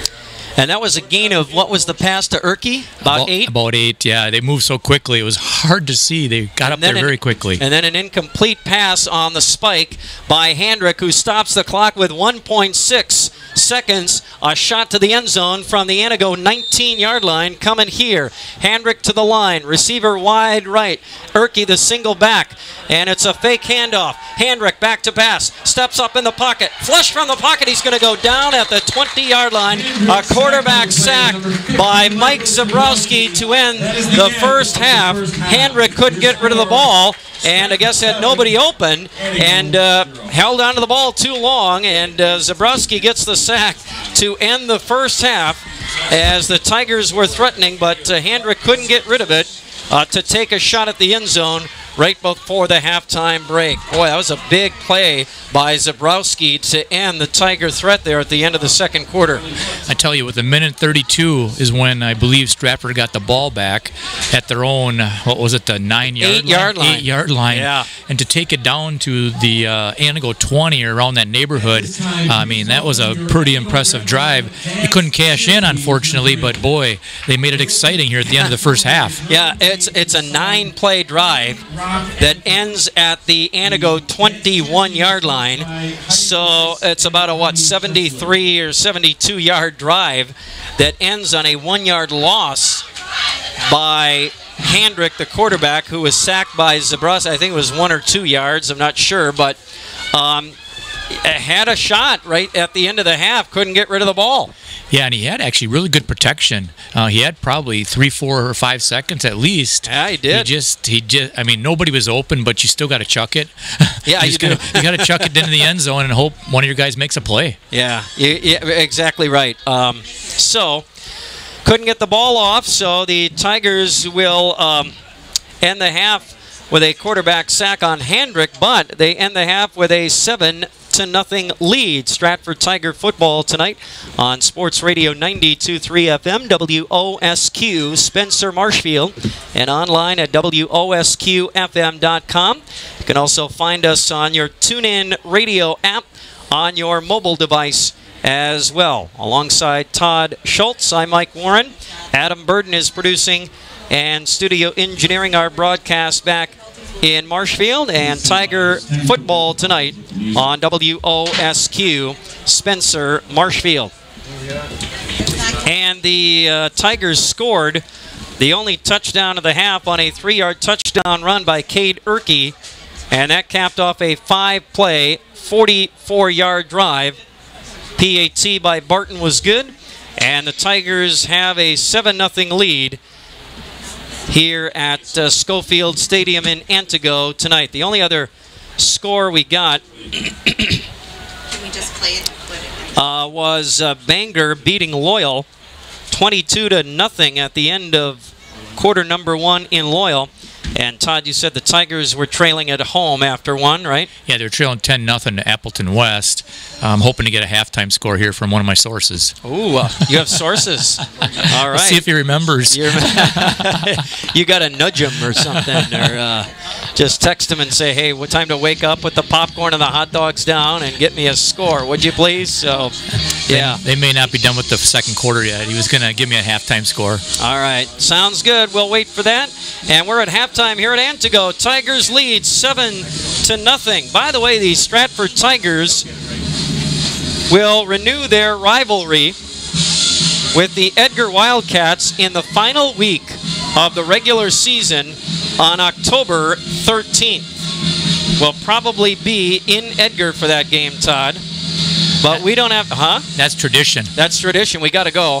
You don't have to wait that long to hear about that rivalry, because we're going to hear about the Edgar Stratford football rivalry on our halftime show here tonight on WOSQ. Pete Schmidt has written a book called Edgar Stratford, all about the Edgar Stratford football rivalry, and he's going to talk about it on our halftime report tonight. How about that? Well, great. Then I'll listen in too, because I'm curious and I want to hear about it. This is an all Stratford broadcast. We featured Macy Kilty on our pregame report, the outstanding wrestler out of Stratford, and of course the coach, Jason Tubbs, and now Pete Schmidt talking about the Edgar Stratford football rivalry. Well, Stratford's very close to our station, so we got to give them a lot of coverage. Yeah, and we will tonight, certainly. So look forward to that conversation with Pete Schmidt as our halftime report continues in just a moment. A Country Farm Credit Services takes this time to salute our hardworking area youth who will take All right, so what do we got time-wise here on this, Adam? This is Dennis Bank. This is 10 minutes and 41 seconds. All right. Oh, so like, what do you want to do here? Like a 1 and a 1 on either end? Yeah, I'm thinking that's probably good, don't you? Yeah, I think that's perfect. And then if you get any scores, just shoot them our way. All right, will do. All right, thanks. The order of the day. When it comes to automotive needs, these stop in Stratford. Todd, do you want me to leave this up so you can hear it? You want to hear the interview? All right. For a vehicle you need, Clemmy Chevrolet. I'll kill the mics. And the dirt and bugs have conveniently collected on. Because I think I want to hear it too. Chevrolet offers a touchless car wash 24 hours a day. The right vehicle, the service you need, 24-hour car wash. You'll find it all at Clemmy Chevrolet, Stratford. You're listening to Stratford Tiger Football on Sports Radio 92.3 FM, WOSQ, and on WDLB, WOSQ.com. I'm Gene Delisio, and we'll head back to Antigo with more play-by-play coverage of the Tigers game against the Antigo Red Robins with Mike Warren and Todd Schultz in a few moments. First of all, a very exciting project taking place this year as Two Rivers author Pete Schmidt is writing a book on the Edgar Stratford football rivalry. It's entitled Edgar Stratford, and that book will be available through Amazon.com starting this fall. And Pete Schmidt has been working very hard to write this book to detail that great football rivalry between these two schools. Well, I've known Cal for about 10, 11 years. I do a very unique basketball program here for the high school in Two Rivers. It's a big fundraiser. We've raised over $100,000 in the last 15 years through the two programs. And in 2005 or 6, I did a story on the Stratford program. I went up there and interviewed Cal, took some pictures, and it turned out to be a nice article. And after this year, when Jerry won his 7th at Edgar, I said, I may go back and do one of these rivalries, just singularly, not involved with 10 or 11 other ones. So I called both schools, and they were interested in doing it. And so right after the first year, I really dove into the project. It's unique in so many different ways. The fact that they're 15 miles apart. I got a call from a friend of mine in Kewanee a couple months ago when the word got out I was doing this book, and he's a good friend of mine, and he said, Pete, why Edgar Stratford? And I said, well, it's just a great rivalry. He said, we've played Algoma for 110 years. I said, yeah, Kewaukkee's won 100 of the games. I said, that's not much of a rivalry. Do you think so? Well, I guess you're right. And this rivalry has been so competitive. I think there's only about a 6 or 7 game difference between Edgar's won about 6 or 7 more games in Stratford. So, and it was just the feeling you got from the two communities. The most fun I had was interviewing some former players from each of those 14 teams. They tell some interesting stories. I hope they're all true. Well, Pete, one thing that you bring up here is the fact that we kind of get lost here being in central Wisconsin, being in the midst of this rivalry. We don't perhaps grasp that it is a recognized and well-known rivalry throughout all parts of the state. Could you talk about that, if you would, and what the perception is outside of central Wisconsin of the Edgar-Stratford rivalry? Well, that's hard to say. I think their record speaks for themselves. I don't think there's any other, and just let's talk about small school rivalries that are in their class, and that's why I chose it. There'll be some people that, Lancaster's played Platteville for close to 100 years, Sparta and Toma. But other than Lancaster, they've won 7 state championships. And their chief rival hasn't been that successful. That's what made this one so interesting to me, the fact that they've done so well. And when you try to compare it to other schools in their area, they're just head and shoulders above everybody. I don't think you could go any place in the state of Wisconsin and say Edgar Stratford, and they wouldn't know who you're talking about. They might not know the records, but they know they've been successful. What are some things that you took away from your interviews and your discussions about this rivalry with the coaches and players? Well, the players, a lot of the players said to me, Pete, he says, sometimes maybe the coaches and the fans take it to a bit bigger extreme than it really is. But the players all said, because, so many of these guys have come back to work in either Stevens Point or Marshfield or Wausau and still live in Edgar and Stratford. And they got to know each other through softball, basketball leagues. The closeness of the athletes was really something I was surprised to read about, that they see each other, maybe work with each other. So they kind of forget, 20 years ago when they played each other, they didn't like ech other. Hate to use that word like, but it's one of the guys from the 2016 team said after we had won, talk about the Edgar guys, we got on Facebook a bunch of guys from Stratford congratulating us, and I thought that's awesome, really. There's so much mutual respect between the two schools, and that's what makes it really unique, I think. Well, you've got some great personalities involved here between the coaching staffs. Jerry Sins primarily in Edgar, and then Cal Takis and in Stratford. But after Cal, Jason Tubbs. Before Cal, Tom Knopf and Bob Delaney. Tell us about some of those relationships that you discovered during this research. I talked with Coach Knopf last night. I had a great conversation with him, and he was there, for the first state championship in 1986. And he said, really the key to both programs is that they retain their players after ninth grade or their freshman year. He said so many kids will leave after ninth grade, maybe because they didn't get to play enough. And he said when he was coaching, and he stressed this with Cal and everybody else, and Jerry Sins too, that we don't want kids, if you got 25 on the team, we don't want 10 on the sidelines as spectators for 5 or 6 games that year. We want them to play. And if they're not going to play, then you're not going to see them the following years. And that was the amazing thing when I went through all these newspaper accounts of these seasons. Each year, both of these programs would start with 15 to 20 seniors. And that's a big number for a small school, let me tell you. A big number. And I think one year Cal said he maybe had, and Tom said too, maybe 10 or 12 seniors, but it was a small senior class as freshmen. But he said the main thing, you've got to retain these kids. You just can't let them walk away after 1 or 2 years. So that's been the key to, I think, their success. I know in one article they were playing Athens or somebody, and the coach was saying that he was lamenting the fact that he only had 6 or 7 seniors for the last 2 or 3 years, and the school was 100 more kids than Edgar and Stratford. So what were they doing wrong? Why weren't they keeping their kids? And that's the key to success to any program. You've got to retain those kids as freshmen. Make it interesting, make it fun, and apparently they do both. So. How about the relationship that you built with some of the persons involved in this, with the coaching staff, the players? If you would tell us about some of the friendships that you that resulted in your research.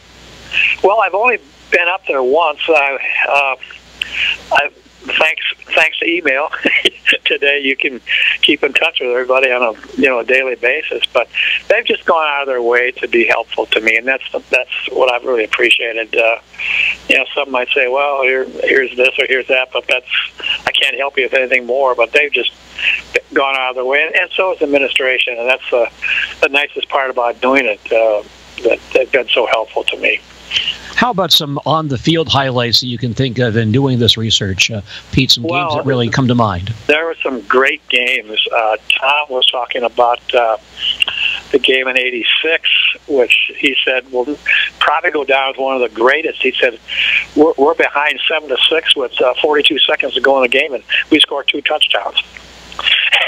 And when I talked to Coach Sims, he said, Pete, he said, I'll never forget that game. He said, we had it won, 42 seconds to go, and somehow I think they had a long pass, then they recovered a fumble and the kickoff, and they went and scored a winning touchdown with a couple of seconds to go. And there were some great games during the run from 2003 to 2008 where Cal said, we probably deserved to lose that game, and we didn't. So, and then, early in the playoffs, when they started in 1976, they only had 4 teams in each classification. You're talking about 16 teams out of 400 in the state that were playing football back then, and a lot of good teams didn't make the playoffs. And he said every year that we played that game, it meant who was going to make the playoffs. I think Cal mentioned it was either 2000 or 2001. He said we won the game, but he said we were so beat up we lost in the second round. But he said Edgar probably had the best D5 or D6 team in the state that year that didn't make it. And, with one loss, they should have made it. But the field was so small back then, and now, of course, you have, I think, 32 teams in each classification, and a lot of teams with, 4 and 5 losses make the playoffs and probably don't get very far. But it was, and back in the early days, too, there were some coin flips. I think Two Rivers was involved in one year. There were 3 teams that tied for the championship with, I think, 6-1 records, and the champion had to go, so they had a couple of coin flips to see who went. And I hate to see a season end on a coin flip. Author Pete Shedd. Once again, that book is entitled Edgar Stratford, detailing the rivalry in football between Edgar and Stratford High Schools. The book will be available this fall from Amazon.com. And we'll return to Antigo and more of our halftime program with Mike Warren and Todd Schultz following these messages.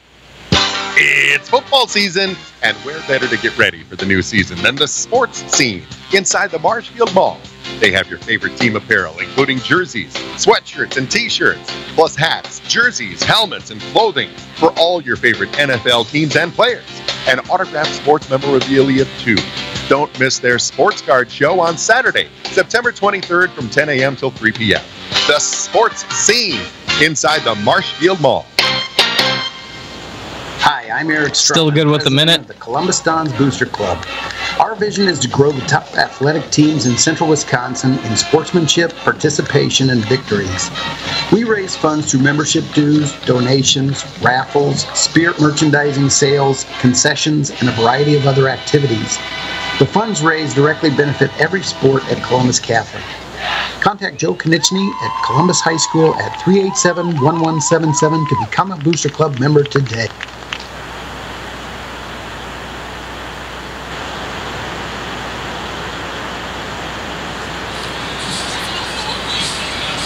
Back here at Schofield Stadium in Antigo. Stratford Tiger football tonight on Sports Radio 92.3 FM, WOSQ, Spencer Marshfield, and online at WOSQFM.com. Alongside Todd Schultz, I'm Mike Warren, getting set for second half action here tonight. The Stratford Tigers leading the Antigo Red Robins 7-0. Got a quick minute or two to take a look at some halftime stats brought to you by Ag Country Farm Credit Services, supporting agriculture and rural communities. And Todd, a look at some of the numbers from the first half tonight. Yeah, we'll look at Antigo first. Their leading rusher for their first half was Jericho Kelly. He had 8 carries for 45 yards. Their second leading rusher was Dominic Smith. He had 7 carries for 34 yards. And they had no passing yardage in the first half. 1 completion, but 0 yards. But Matt Winter was basically 1 for 6 in the first half with no yards. Overall, there were 24 carries for 98 yards in the first half for the Antigo Red Robins. On the Stratford side of the ledger, the leading rusher was Cade Erke. He had 9 carries for 48 yards and a touchdown. And for the passing side, Mark Hendrick had a nice first half. He was 6 for 8 for 54 yards. Very efficient in the first half. Overall, they ran 17 times for 60 yards, passing yards 54 for a total of 114 for Stratford. All right, those are the first half stats as Antigo kicks the ball off left to right to start the third quarter. Cade Erke, a nice return out to the Stratford Tiger 36-yard line as the Tigers get the ball to start the second half here tonight. Stratford Tiger football tonight on WOSQ. Tigers with a 1st and 10 at their own 36-yard line, leading the Antigo Red Robins 7-0, going right to left as we start third quarter action here in Antigo. Mark Hendrick with a handoff on first down to Andrew AJ Shanefoos. And AJ goes nowhere except backwards. A big loss. The Red Robins all over that one. Shanefoos all the way back at the 30-yard line. He's going to lose 6 on the play. And now a penalty marker before the Tigers can get to the line and run another play here. There's a flag on the field. A penalty marker comes out, and I'm not sure what the call is going to be here.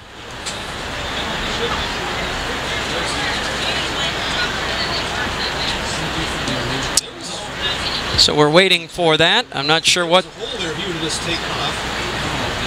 the issue was here. The Tigers are trying to point something out to Graham Williams, head official out there. And they're moving the ball forward. It's against Antigo.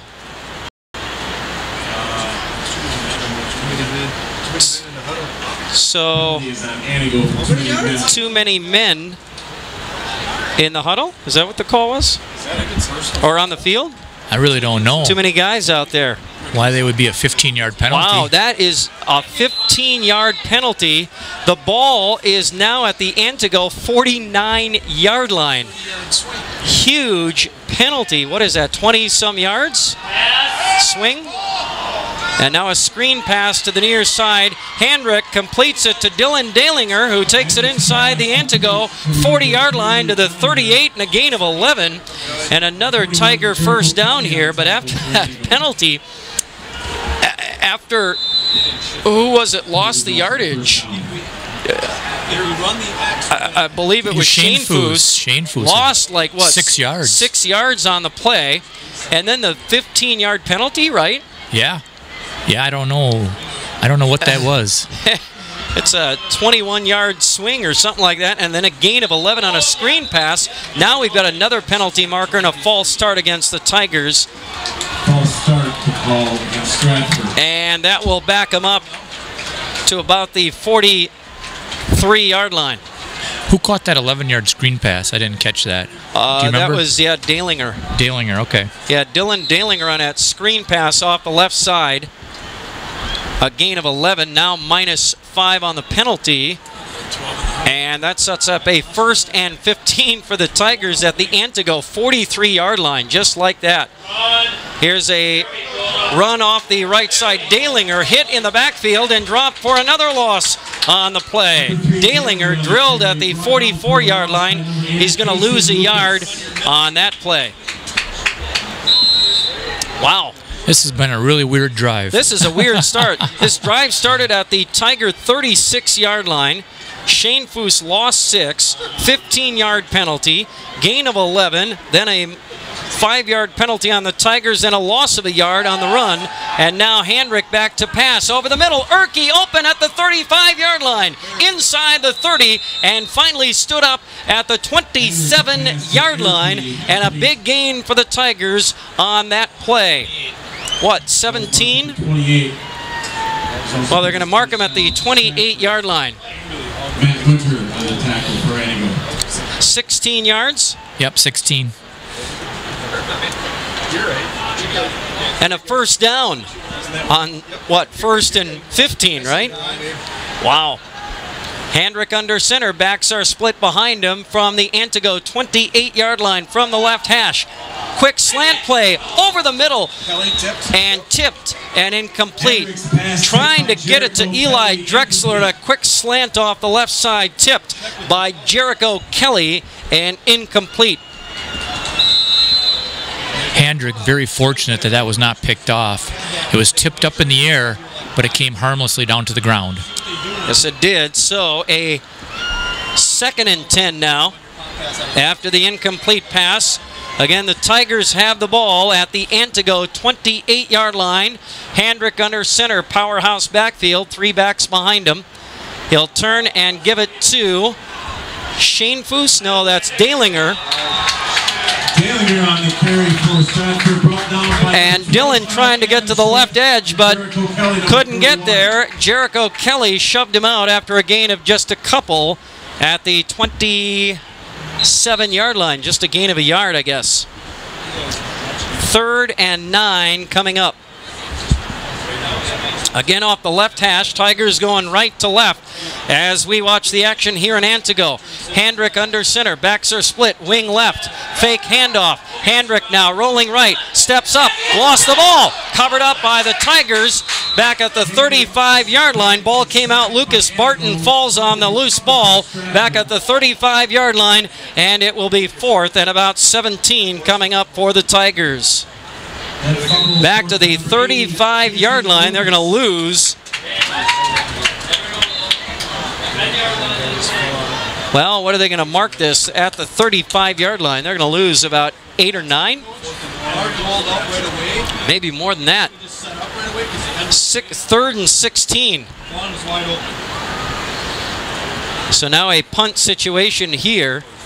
And the Tigers with a rough start to the second half.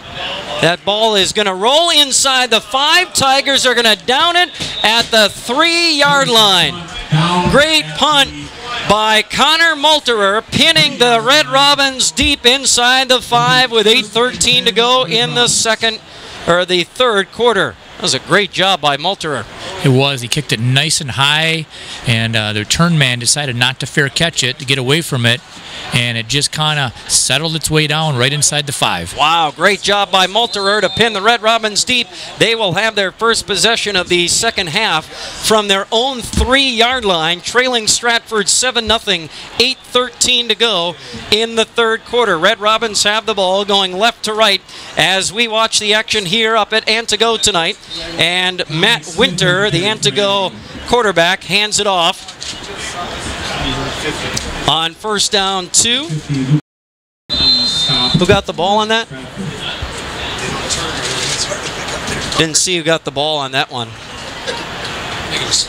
I think it was, Dominic Smith. Out of the backfield for maybe 2. Out to the 5-yard line. A gain of 2, 2nd and 8 coming up. Winter under center again. takes the handoff. Counter play up the middle. Not a lot of running room there. Tigers all over that one.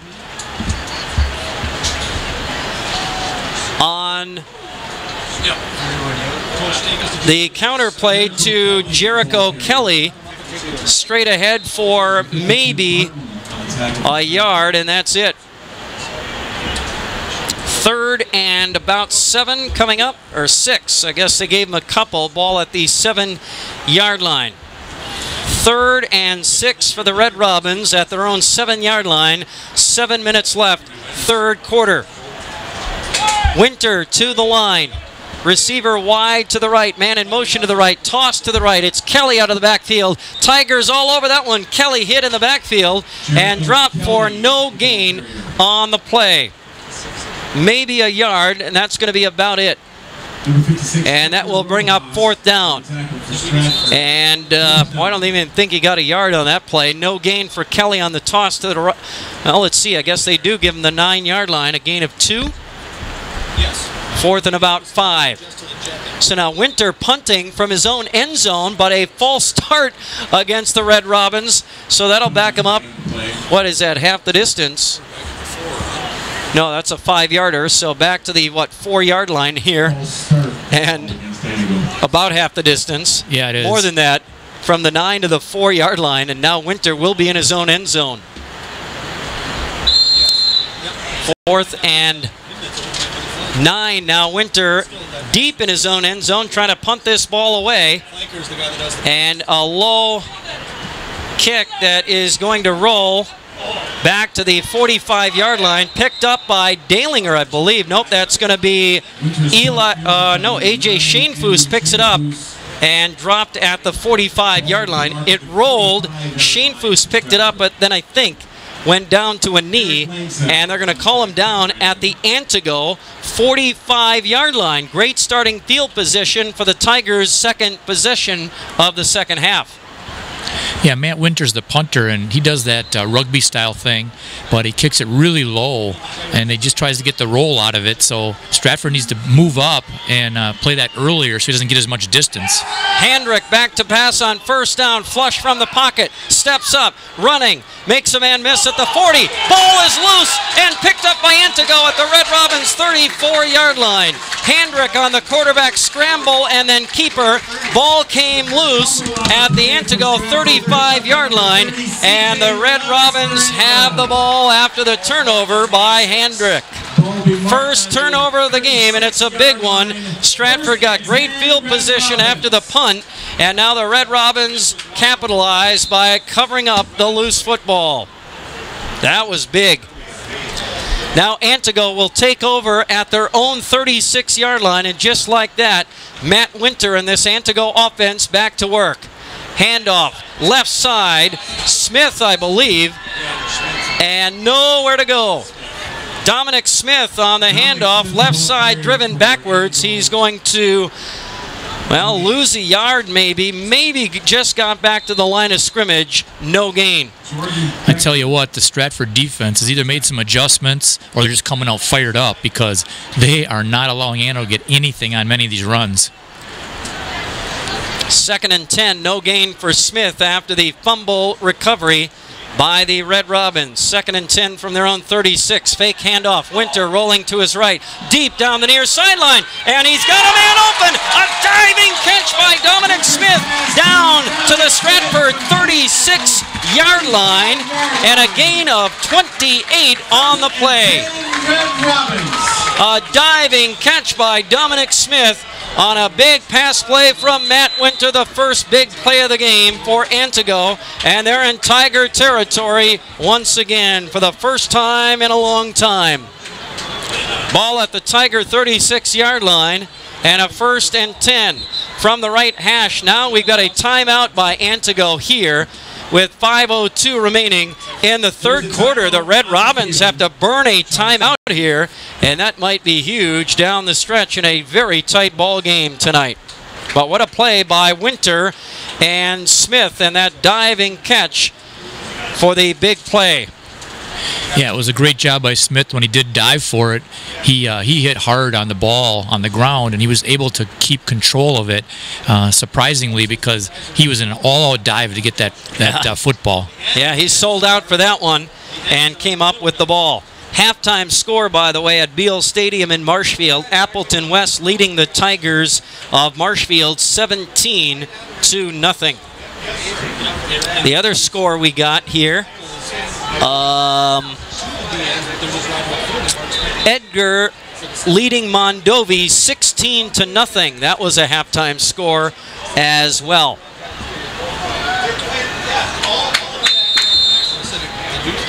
And that one at Edgar tonight. So now a first down. Handoff. Kelly, right side, running room. Jericho Kelly inside the 30 and taken out of bounds at about the 23-yard line. And a gain of 13 off the right side for Kelly. And another first down for the Red Robins. And they've really got this offense moving now. Down to the Tiger 23-yard line. From the right hash, Winter under center.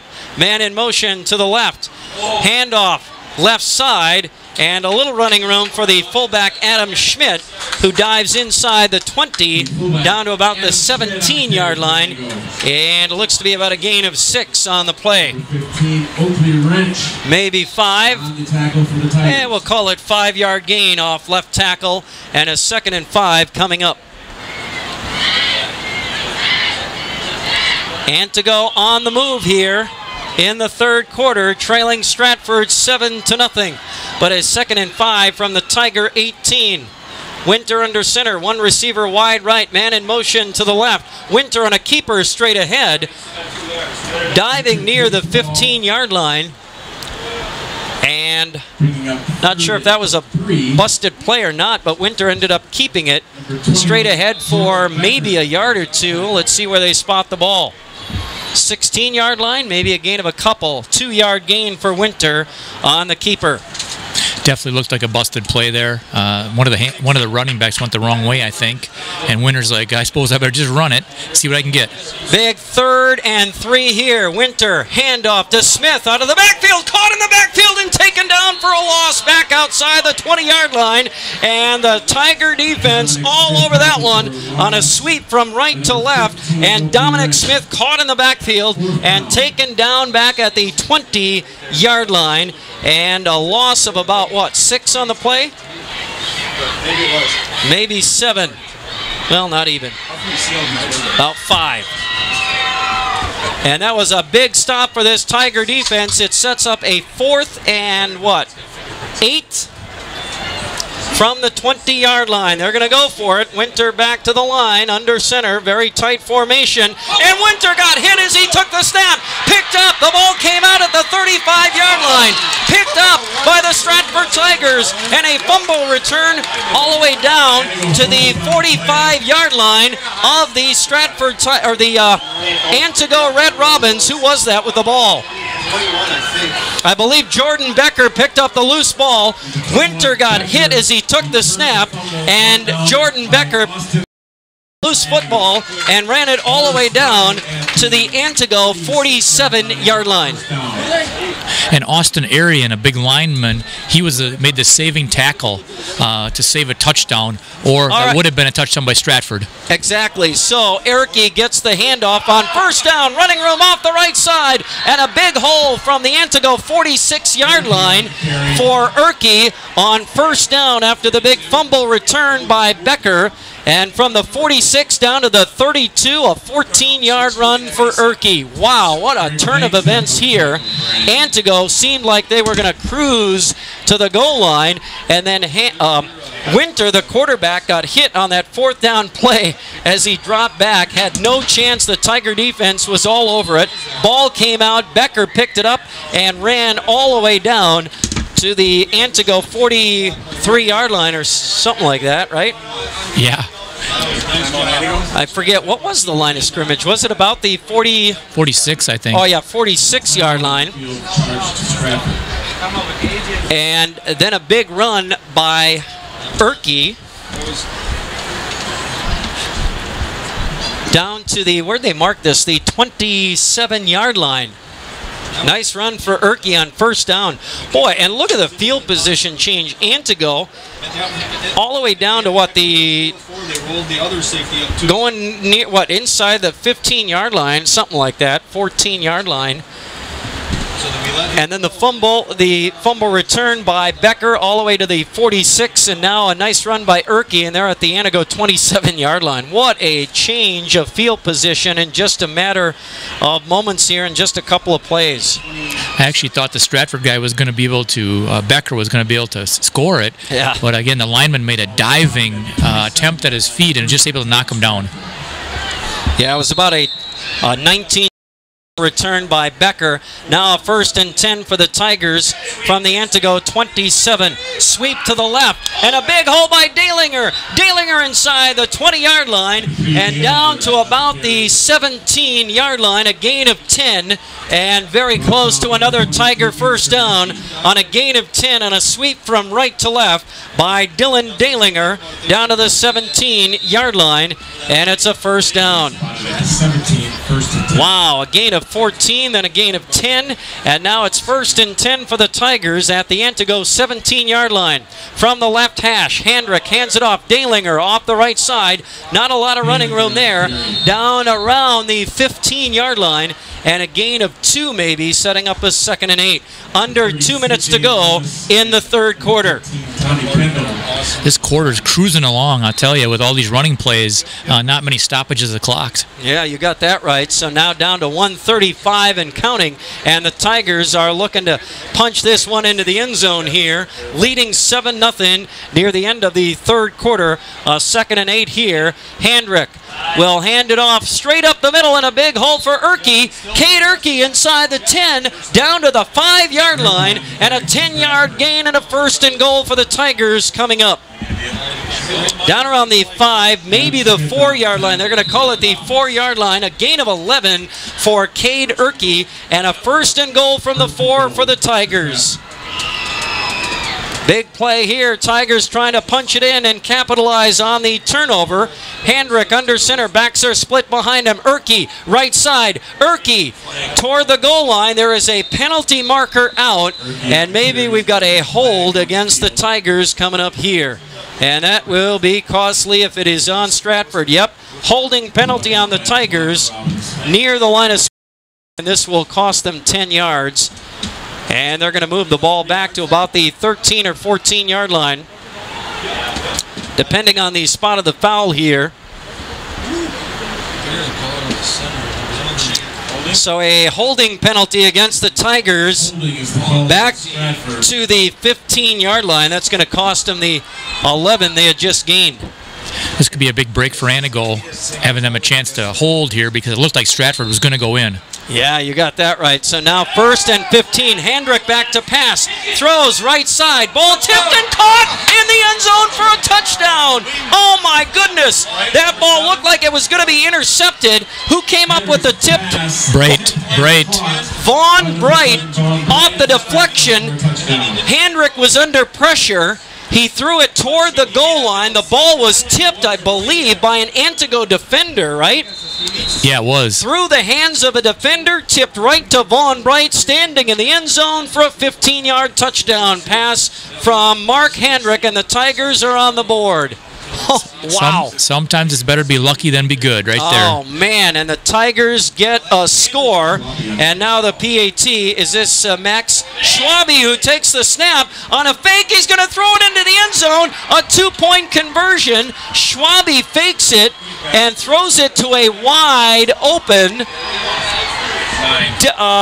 A.J. Shanefoos in the end zone, and a 2-point conversion, and the Tigers have grabbed a 15-0 lead with 53 seconds left in the third quarter. Wow. Max Schwabe,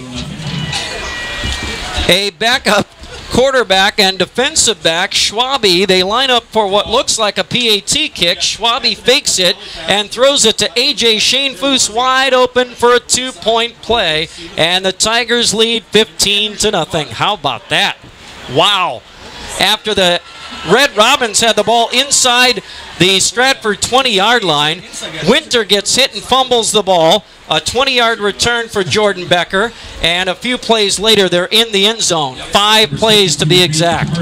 And they overcame that holding penalty as well to get into the end zone. Wow, is right. Yeah, you're right. 11-yard gain, then they lost 11 basically on the hold, and now the Tigers kicking off right to left and taken by Antigo at their own 25-yard line, and that's where they will take over after the kick by the Tigers. Wow. 5 plays, 46 yards. Remember, after Becker's fumble return, he took it 20 yards down to the Antigo 46-yard line, and that's where the Tigers began that last drive. 5 plays, 46 yards, plus conversion, and the Tigers lead 15-0 with 53 seconds left in quarter number 3. 1st and 10 for the Red Robins from their own 25-yard line. And Dominic Smith on the first down carry, and maybe a yard or two. 1 yard gain there for Smith. Out to the 20s. Well, they're going to call it 2 yards to the 27-yard line. I'm not sure what it was, but it doesn't matter. He was open. 2nd and 8 here at the end of the quarter. Here's Winter, the quarterback, on the keeper off the right side. Makes one-man miss. Gets wide to the edge. Winter hit out of bounds at about the 37-yard line. It's going to be about a 10-yard gain and a first down. Knocked out of bounds on the near side here with 14 seconds left in the 3rd quarter. And they'll move the chains, and then the clock will wind. And we'll see if Antigo can get off a play here at the end of the 3rd quarter or not. But it is a first down run by quarterback Matt Winter. That was Winter's longest game of the game, 10 yards. Here they come to the line now. 14 seconds left. Winter will hand it off, and the ball is loose in the backfield. Fumbled on the exchange between Winter and Adam Schmidt, the fullback. Schmidt got on top of it. As time runs out in the 3rd quarter, Schmidt will lose 3 yards on the play, and that will end quarter number 3 with Stratford leading the Antigo Red Robins 15-0. And stay with us. 4th quarter action from Antigo after this. He can execute on it. When you have a plumbing problem, you need to fix it now, and you need it fixed right. So you need to call the professionals at Stratford Plumbing and Heating. They're a family-based small business offering 24-hour emergency service throughout central Wisconsin. 1 minute. They offer plumbing, heating, cooling, and excavating services. Good luck, Tigers, in tonight's game from Stratford Plumbing and Heating. Call them at 715-391-0290 or find them at stratfordplumbingandheating.com. A&B Process Systems is proud to be a large part of the Stratford community for over 40 years and proud to support Stratford Athletics. They provide services and equipment for Fortune 500 customers in the food, beverage, dairy, pharmaceutical, and industrial markets. A&B Process Systems builds more than quality process systems. They build relationships. Check their website for career opportunities, www.abprocess.com. A&B Process Systems, Stratford. Started the 4th quarter here, and the Antigo Red Robins with a 2nd and 13 ball at their own 34-yard line as play resumes. And Antigo gives it to Jericho Kelly, dives out to the 40-yard line, and a gain of 6 on 2nd and long. It will set up a 3rd and about 7 here for the Red Robins, as they now have the ball going right to left as we watch the action here at Antigo High School tonight on WOSQ. Spencer Marshfield with Todd Schultz. I'm Mike Warren. And Stratford leading Antigo 15-0.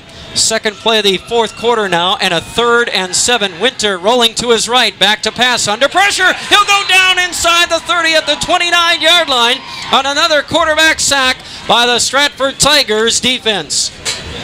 Winter sack on the play by number 50, Luke. Big play by Lucas Barton, a quarterback sack on Winter back at the 30-yard line, and 4th and very long, a loss of about, what, 12? Yep, I think 12 or 13, yeah. And a punting situation again. Barton gets through and gets the quarterback sack, and now Winter punts the ball away and taken by Dalinger at his own 35-yard line. Dalinger cuts wide to the left, makes a man miss at the 45, out across midfield and knocked out of bounds at the Antigo 47-yard line. And so for the third time tonight, the Stratford Tigers will start a drive in Antigo territory, and they've scored on the other two drives that began on the Antigo side of the 50-yard line. You got to really give the Stratford defense credit all game long. They've given up a few yards, but when they need a big play, they come up with it, just like that one where they came up with a big 12-yard sack when they needed it to force Antigo to punt. You got that right. So now the Tigers, they mark the ball at the Antigo 49-yard line, and the Tigers take over with 10:33 remaining in the fourth quarter. And on first down, Handrick will hand the ball off, and a big hole off the left side for Teddy Redmond. Redmond all the way down inside the Antigo 40-yard line to the 38 and a gain of 11 for Redmond off left tackle. And a big play on first down for the Tigers, who are on the move once again and threatening here early in the fourth quarter.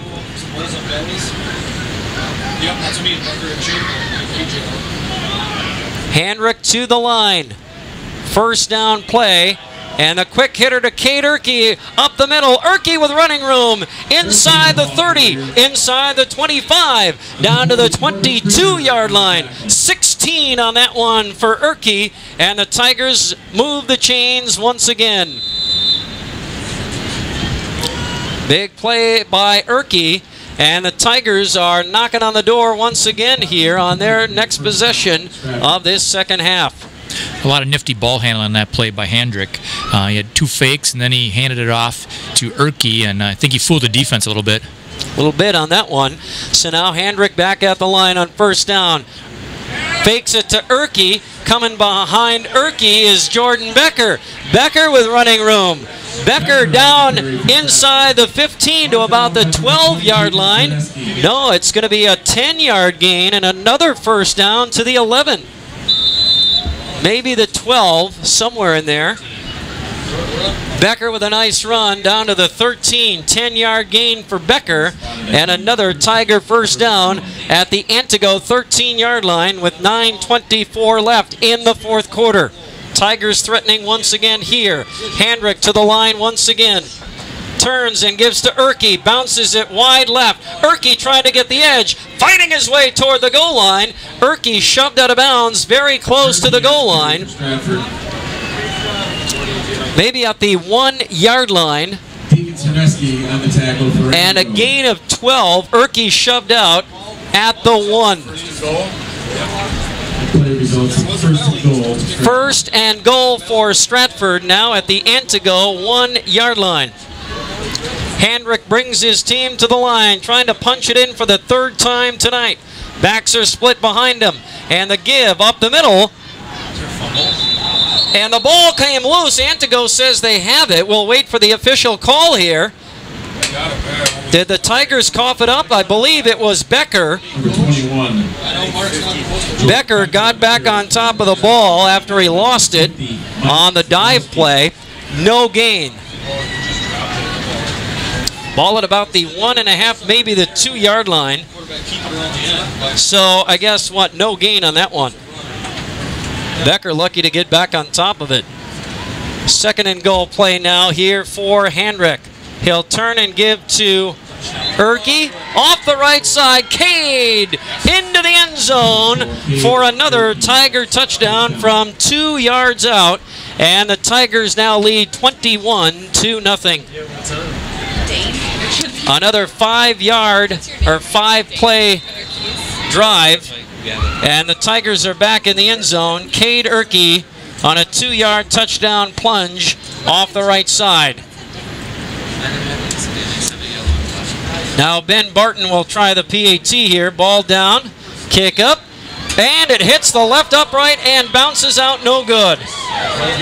Barton off the left upright, no good on that PAT attempt, but Erkey into the end zone, and the Tigers score again with 8:33 left in the fourth. Stratford leads Antigo 21-0, and more from Antigo High School after this. This summer, it's time you choose the central air conditioner with a lifetime unit replacement. It's time to choose 31 spot. See, online registration is required within 60 days of installation, except in California and Quebec. Visit amana-hac.com for full details. Amana Air Conditioners, installation and service. See Rigel Plumbing and Heating, South Galvin in Marshfield. Rigel Plumbing and Heating.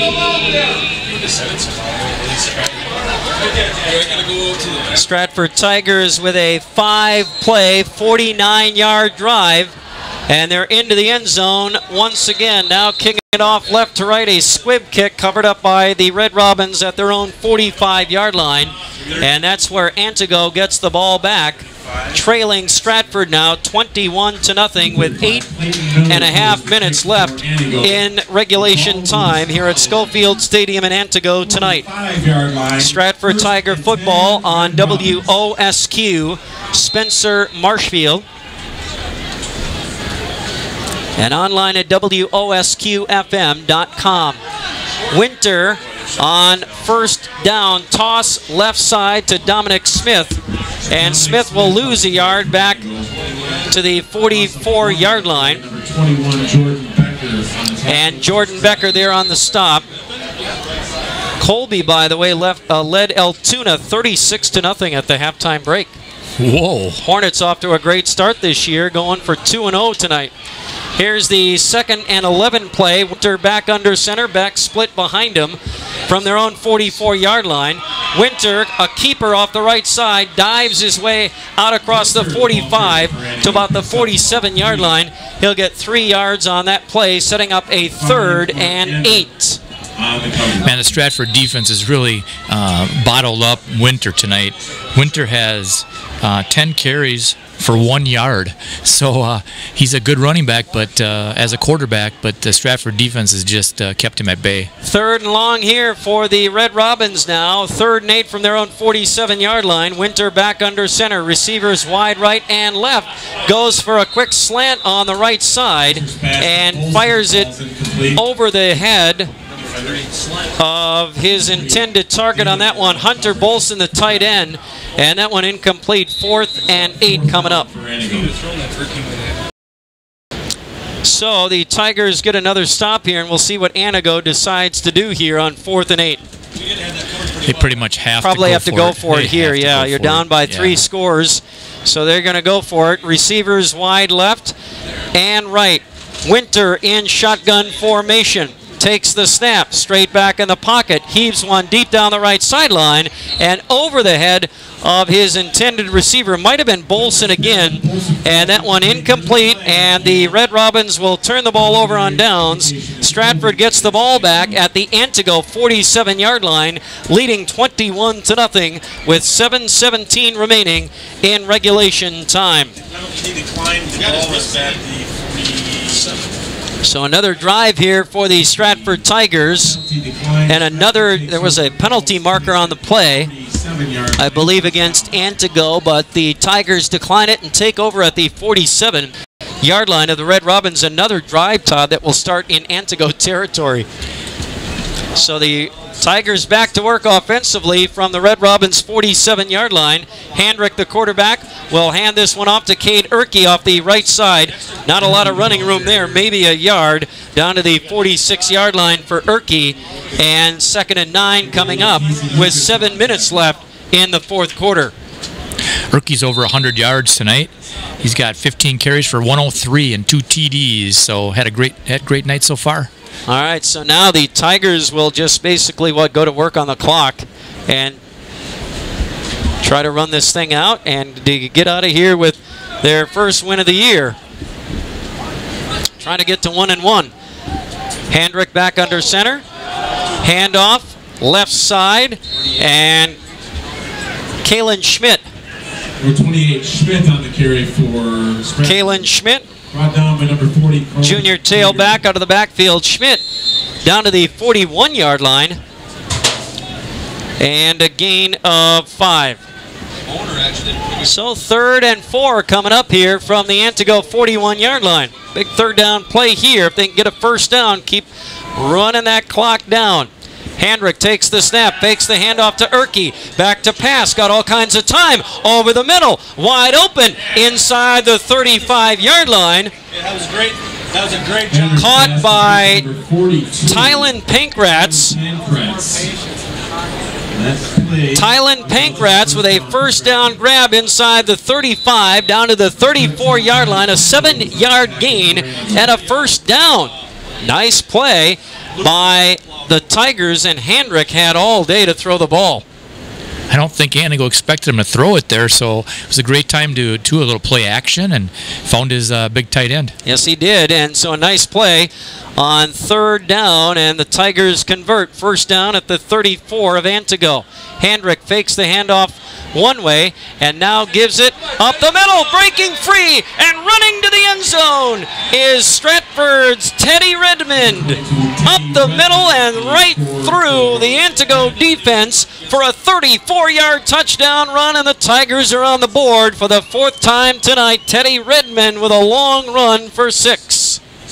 I've seen that Teddy Redmond play basketball. He's very quick, and he showed it on that play. Once he got in the open field, no one was catching him. You got that right. He broke a couple tackles as he went through the line, and it was off to the races after that, and right through the middle of the Antigo defense to the end zone. PAT here from Barton is up, and this one is good. 7 more for the Tigers, and they grab a 28-0 lead with 5:25 remaining in the 4th quarter. Stay with us. More Stratford football after this. Ladies and gentlemen, please. Ready to start moving forward with building your new home? It's time to consider Stratford Homes. See what's in store for you 30 with seconds. a visit to the Model Home Village on Highway 97 in Stratford. There's 4 uniquely different furnished modeled homes that will leave you starstruck. This is truly custom home building at its finest. Visit StratfordHomes.com to find an independent builder in your area. Make your next home a Stratford home. Find them on Facebook. Good luck, Stratford Tigers football from Stratford Homes. Honor and well, Antigo's football team in trouble here at home. Tigers score again now, kicking off left to right, and picked up by the Red Robins just outside their own 20-yard line. Nice return by Thomas Nelson out across the 40 to the 44-yard line. And that's where the Red Robins will take over 1st and 10, going right to left as we see the action here, but trailing Stratford now 28-0. And this Tiger offense has been very impressive tonight, but Tiger defense, Todd, may be even more impressive than that. And now Stratford needs a timeout defensively. They were not ready for Antigo's offense after the kickoff here, so now the Tigers will call a timeout with 5:19 to go, but Tigers have looked good on both sides of the ball tonight. They really have, and the defense is the key because they've been getting the stops, getting the field position for their offense. And, you know, the thing about Stratford is I think the second half they really keyed on Antigo because they know Antigo has a penchant for not really passing very often, and they've shown that they're very ineffective in passing, at least in this game. So they're more of a running team, and I think they've honed in on that, and that's really part of the reason they've been able to stop the Antigo offense time and time again. So now we've got a timeout here. Antigo will get the ball back with 5:19 remaining in regulation time. Tigers with a 28-0 lead after a disappointing Week 1 game against Stanley Boyd. Tigers have rebounded nicely here tonight. So now a 1st and 10 for the Red Robins from their own 44-yard line. Quarterback Matt Winter takes the snap and hands it off to Adam Schmidt, the fullback, out of the backfield, and Schmidt dances his way out to the 50-yard line after a gain of 6 and a 2nd and 4 coming up. Got to think they're going to be kind of in hurry-up mode here. It looks like Stratford's put in a few reserves into their defense at this point. Well, maybe that's what the timeout was for then? Yeah, okay. Yeah, they had a little communication issue. All right, Winter hands it off to Smith out of the backfield. Dominic Smith down to the Tiger 46-yard line, a gain of 4 and a first down. Ball is spotted at the 46. So the Tiger defense getting some subs in there as we wind down toward the end of this one. Long road trip, big win. No idea. Winter on a 1st and 10 from the Tiger 46-yard line. The give is to Kelly out of the backfield, and not much running room for Jericho. Kelly dives down to the 45. Yeah, I guess they're going to give him a yard. Number 44, Palmer on there. And 2nd and 9 coming up.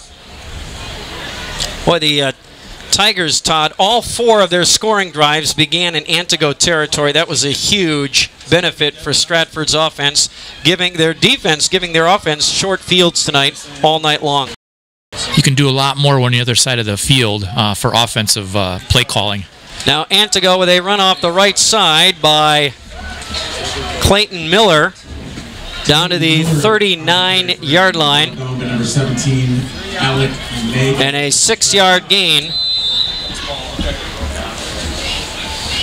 Setting up a 3rd and 3 from the Tiger 39-yard line with 3.5 to go in the ball game. Yeah, Stratford's touchdown drives began at the Antigo 44, 46, 49, and 47.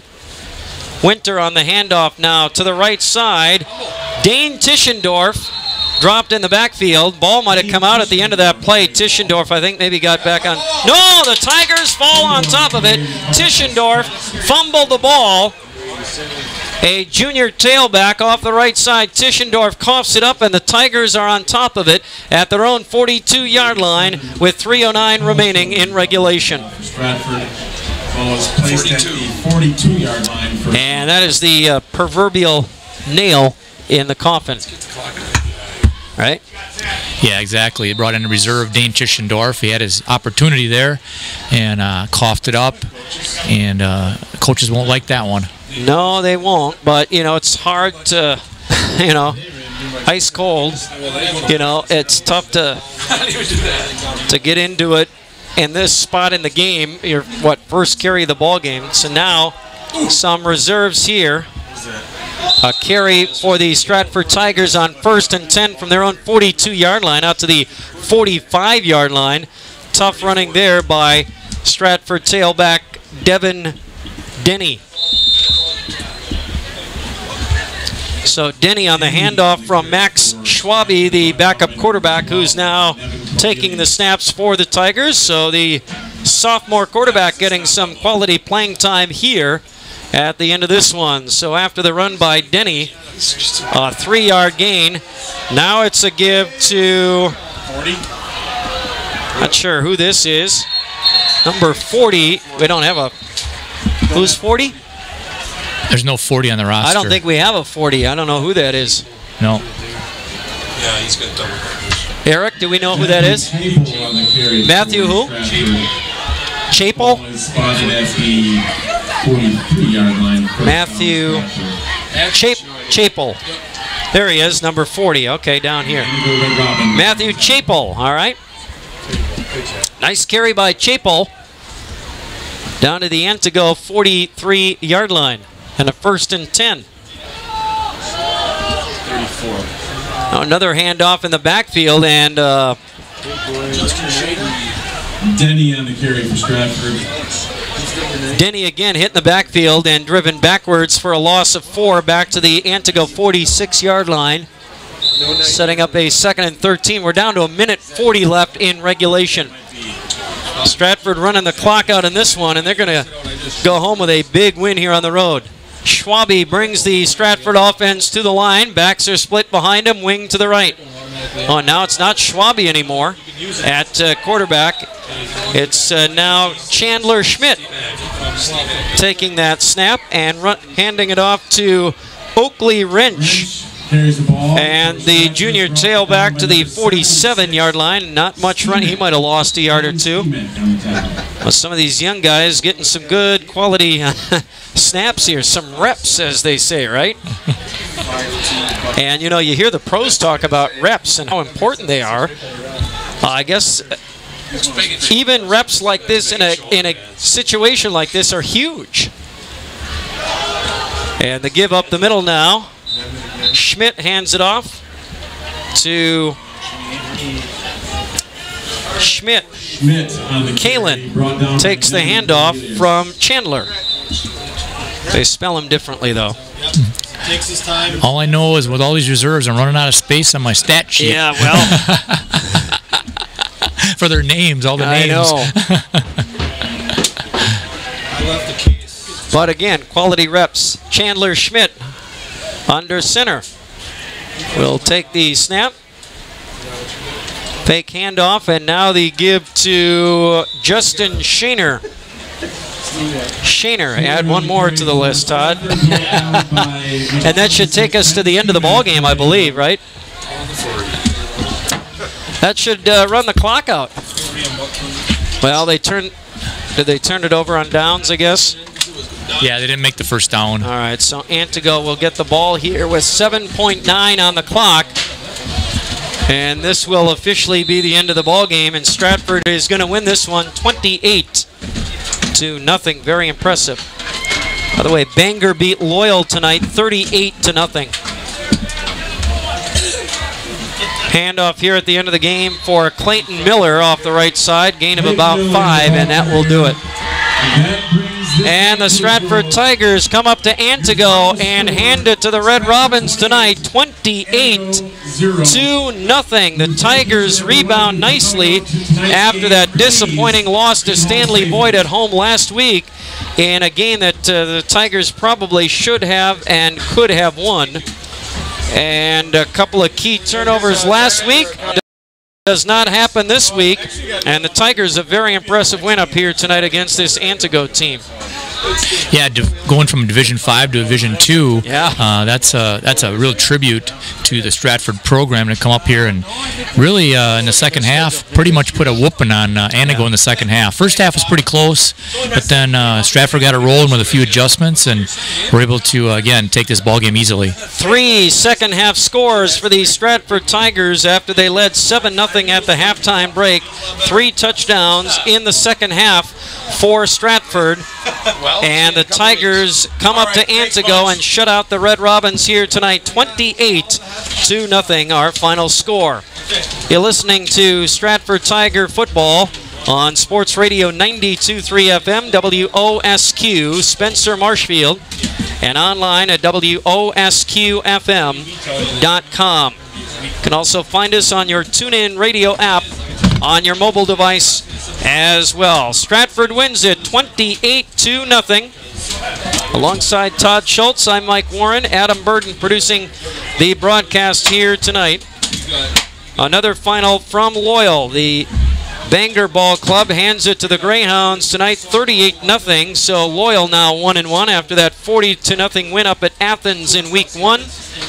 Loyal with a disappointing loss at home to a very good Bangor team, number 2 in the state in their division. And they beat Loyal tonight 38-0. The only final we have so far besides this one here tonight. See you, bud. All right, so the Stratford Tigers going home with a very impressive win here tonight. 28-0 over Antigo. Stay with a post-game report from Schofield Stadium in Antigo after this. Door Pro of Stratford is your full-service LiftMaster garage door dealer, providing installations. 90 seconds here, 90. We didn't hear you. Pro carries Haas and Amar manufactured doors too. Door Pro supports Stratford Tigers athletics. Ask them about their do-it-yourselfer specials with no upcharge for non-stock doors. Get your next overhead door at Door Pro of Stratford. Call 715-384-7978 or visit them at doorprollc.com. You can count on your Toro dealer to answer any questions you may have, back up your purchase with quality service and parts, and of course help select the right mower for you. Maybe you need a reliable Toro walk power mower starting at $369, or a time-saving Toro zero-turn mower starting at $22.99 that cuts acres fast. At Bill's Service Center, they've got them all. The Toro selection you need, backed by the service you deserve. That's what being a Toro dealer is all about. Visit Bill's Service Center in Stratford today to find the perfect Toro mower. If you look around the school buildings of the high school teams we cover here on radio, you will probably see one of those familiar green dumpsters with a big letter A in the circle on the side of it. And in return for your patronage, Advanced Disposal in Marshfield is proud to bring the sports coverage of your sons and daughters to your family, friends, and everyone around central Wisconsin. It's that kind of support for area community events and organizations that sets Advanced Disposal apart. So enjoy the games, a cleaner environment, and a better central Wisconsin. Thanks to Advanced Disposal in Marshfield. Stratford Tiger football tonight here on WOSQ. Spencer Marshfield Tigers with a very impressive win up here at Antigo, beating the Red Robins tonight by a final score of 28-0. With Todd Schultz, I'm Mike Warren. As we dive into the post-game report, we can tell you that our post-game show is sponsored by Rob's Redwood in Unity. Rob's Redwood, their Friday fish fry, and their Saturday prime rib and baby back pork ribs with a full salad bar. So stop in after the game or anytime on Highway 13 in Unity. Rob's Redwood. Proud to have those guys as our post-game sponsor. If they were closer, I'd swing by, but they're not. Not from Antigo, but shouldn't stop the rest of you guys back home from stopping in. Tomorrow, that prime, those baby back pork ribs. Put them on your bucket list or whatever list you got. Rob's Redwood sponsoring our post-game report here tonight. Our post-game stats brought to you by Egg Country Farm Credit Services, supporting agriculture and rural communities. We'll first look at the scoring plays of the game. There were 4 of them, all by the Stratford Tigers tonight. Them in the second half. Stratford first got on the board with 5.5 minutes remaining in the second quarter. Cade Erkey, a 3-yard touchdown run, and that capped off a 5-play, 44-yard drive that began at the Antigo 44-yard line. Barton's PAT was good. The Tigers led 7-0 at that point, and that was our halftime score here this evening. 3 more scores in the second half for the Tigers, and again, all 4 scoring drives began in Antigo territory. The second one, late third quarter, kind of a quirky play as Vaughn Bright caught a 15-yard touchdown pass from Stratford quarterback Mark Handrick on a tipped ball.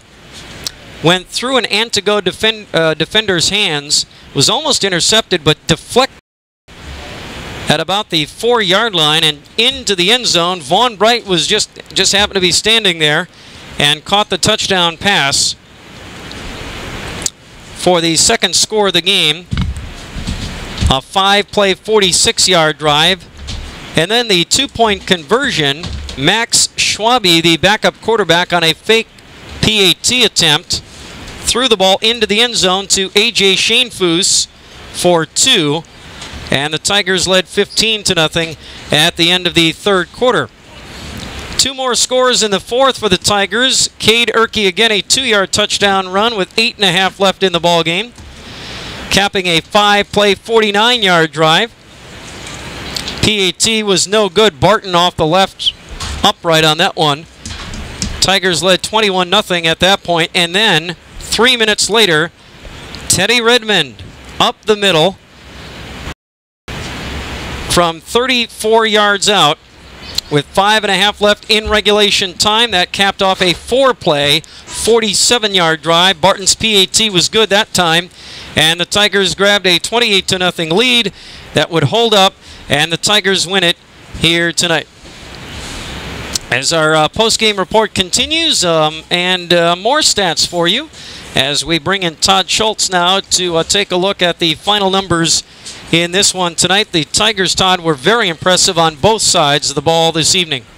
The defense kept them in the ball game in the first half and held Antigo at bay until the offense could get going. And as you pointed out in the broadcast, I think 4 of those scoring drives started in Antigo territory around the 40 to 49 yard line, and that really helps. You're going downhill, your playbook's wide open at that point. When you're taking the ball over from around midfield or a little bit better, it just gives you so many more options than when you started at your 20 or something like that.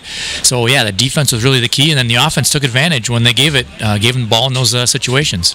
All right, so let's take a look at the final numbers for Stratford tonight. They put up some very impressive numbers after kind of a slow start by both offenses. They kind of went back and forth before we finally got that first score with 5.5 minutes left in the second quarter. Yeah, Stratford hasn't put up real gaudy numbers or anything like that, but very efficient numbers today. And we'll start with the running back who had the most yards was Cade Erke. He had 15 carries for 103 yards and 2 touchdowns. Devin Denny had 2 carries for no yards. Jordan Becker, 2 carries for 10 yards. Teddy Redmond, 3 carries for 49 yards, and he had a 34-yard touchdown. A.J. Shanefuse, 2 for -6. Dylan Dalinger, he had 6 carries for 18 yards. Kalen Schmidt, 2 carries for 11. Matthew Chappell had 1 carry for 8. And Mark Handrick, the quarterback, just had 6 carries for 2 yards, and of course he had a couple sacks in there. And then Oakley Wrench had a carry at the end, 1 for -2 yards of offense. And overall, 39 carries for 195 yards and 3 touchdowns for the rushing attack for the Stratford Tigers. On the passing side of the ledger, you just can't say enough tonight, really, about Mark Handrick. I mean, he was very poised. He had a very, very, very efficient game. The coaching staff will be extremely happy with his play tonight. He was 10 for 13 for 103 yards and 1 touchdown. And 2 of those incompletions were spikes when they were trying to go in at the end of the first half. So, in essence, he was really 10 for 11. So the kid played a fabulous game, made great decisions, and really ran the show very nicely for the Stratford offense.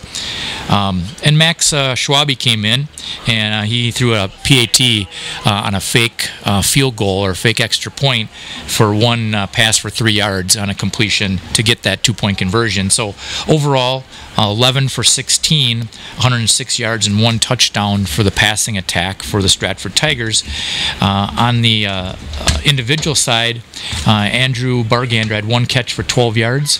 Vaughn Bright had 2 catches for 30 yards and a touchdown on that crazy, as Mike said, that crazy kind of tip play, quirky play. Quirky play, yeah. Cade Eric, he had 4 catches for 41 yards. Eli Draxler, 1 for 17. Dalinger had 1 for 11. A.J. Shanefuse, 1 for 3. And Tyler Pankratz, 1 for 7. So again, 106 yards of total offense in the passing attack. And overall, again, not gaudy numbers, 301 yards of total offense for the Stratford Tigers. But again, to score 28 points with only 300 yards of offense, that's pretty substantial. And again, like we said, a lot of those drives were pretty short, coming from the 40 or so yard line. Absolutely. So, very good job by the Stratford offense. What about on the other side, the Stratford defense? You're going to probably hear some numbers that will not sound too impressive, but keep in mind, very impressive if you're the Stratford defense tonight. Yeah, Antigo was really held at bay tonight, and as Coach Tubbs said in the pregame, he had said, we got to stop the running attack because that's what Antigo does. And they really ganged up in the line of scrimmage, I think, in the second half, and really challenged Antigo to throw the ball, and they really couldn't. They couldn't do anything in the passing. You're going to see that in a second here. But we'll start out with Dominic Smith. He was 13 for 37 yards. And Tishon carry for -2. Adam Schmidt, 7 carries for 24 yards. Jericho Kelly had 14 carries for 73 yards. He had a decent game, averaging 4 or 5 yards a carry there.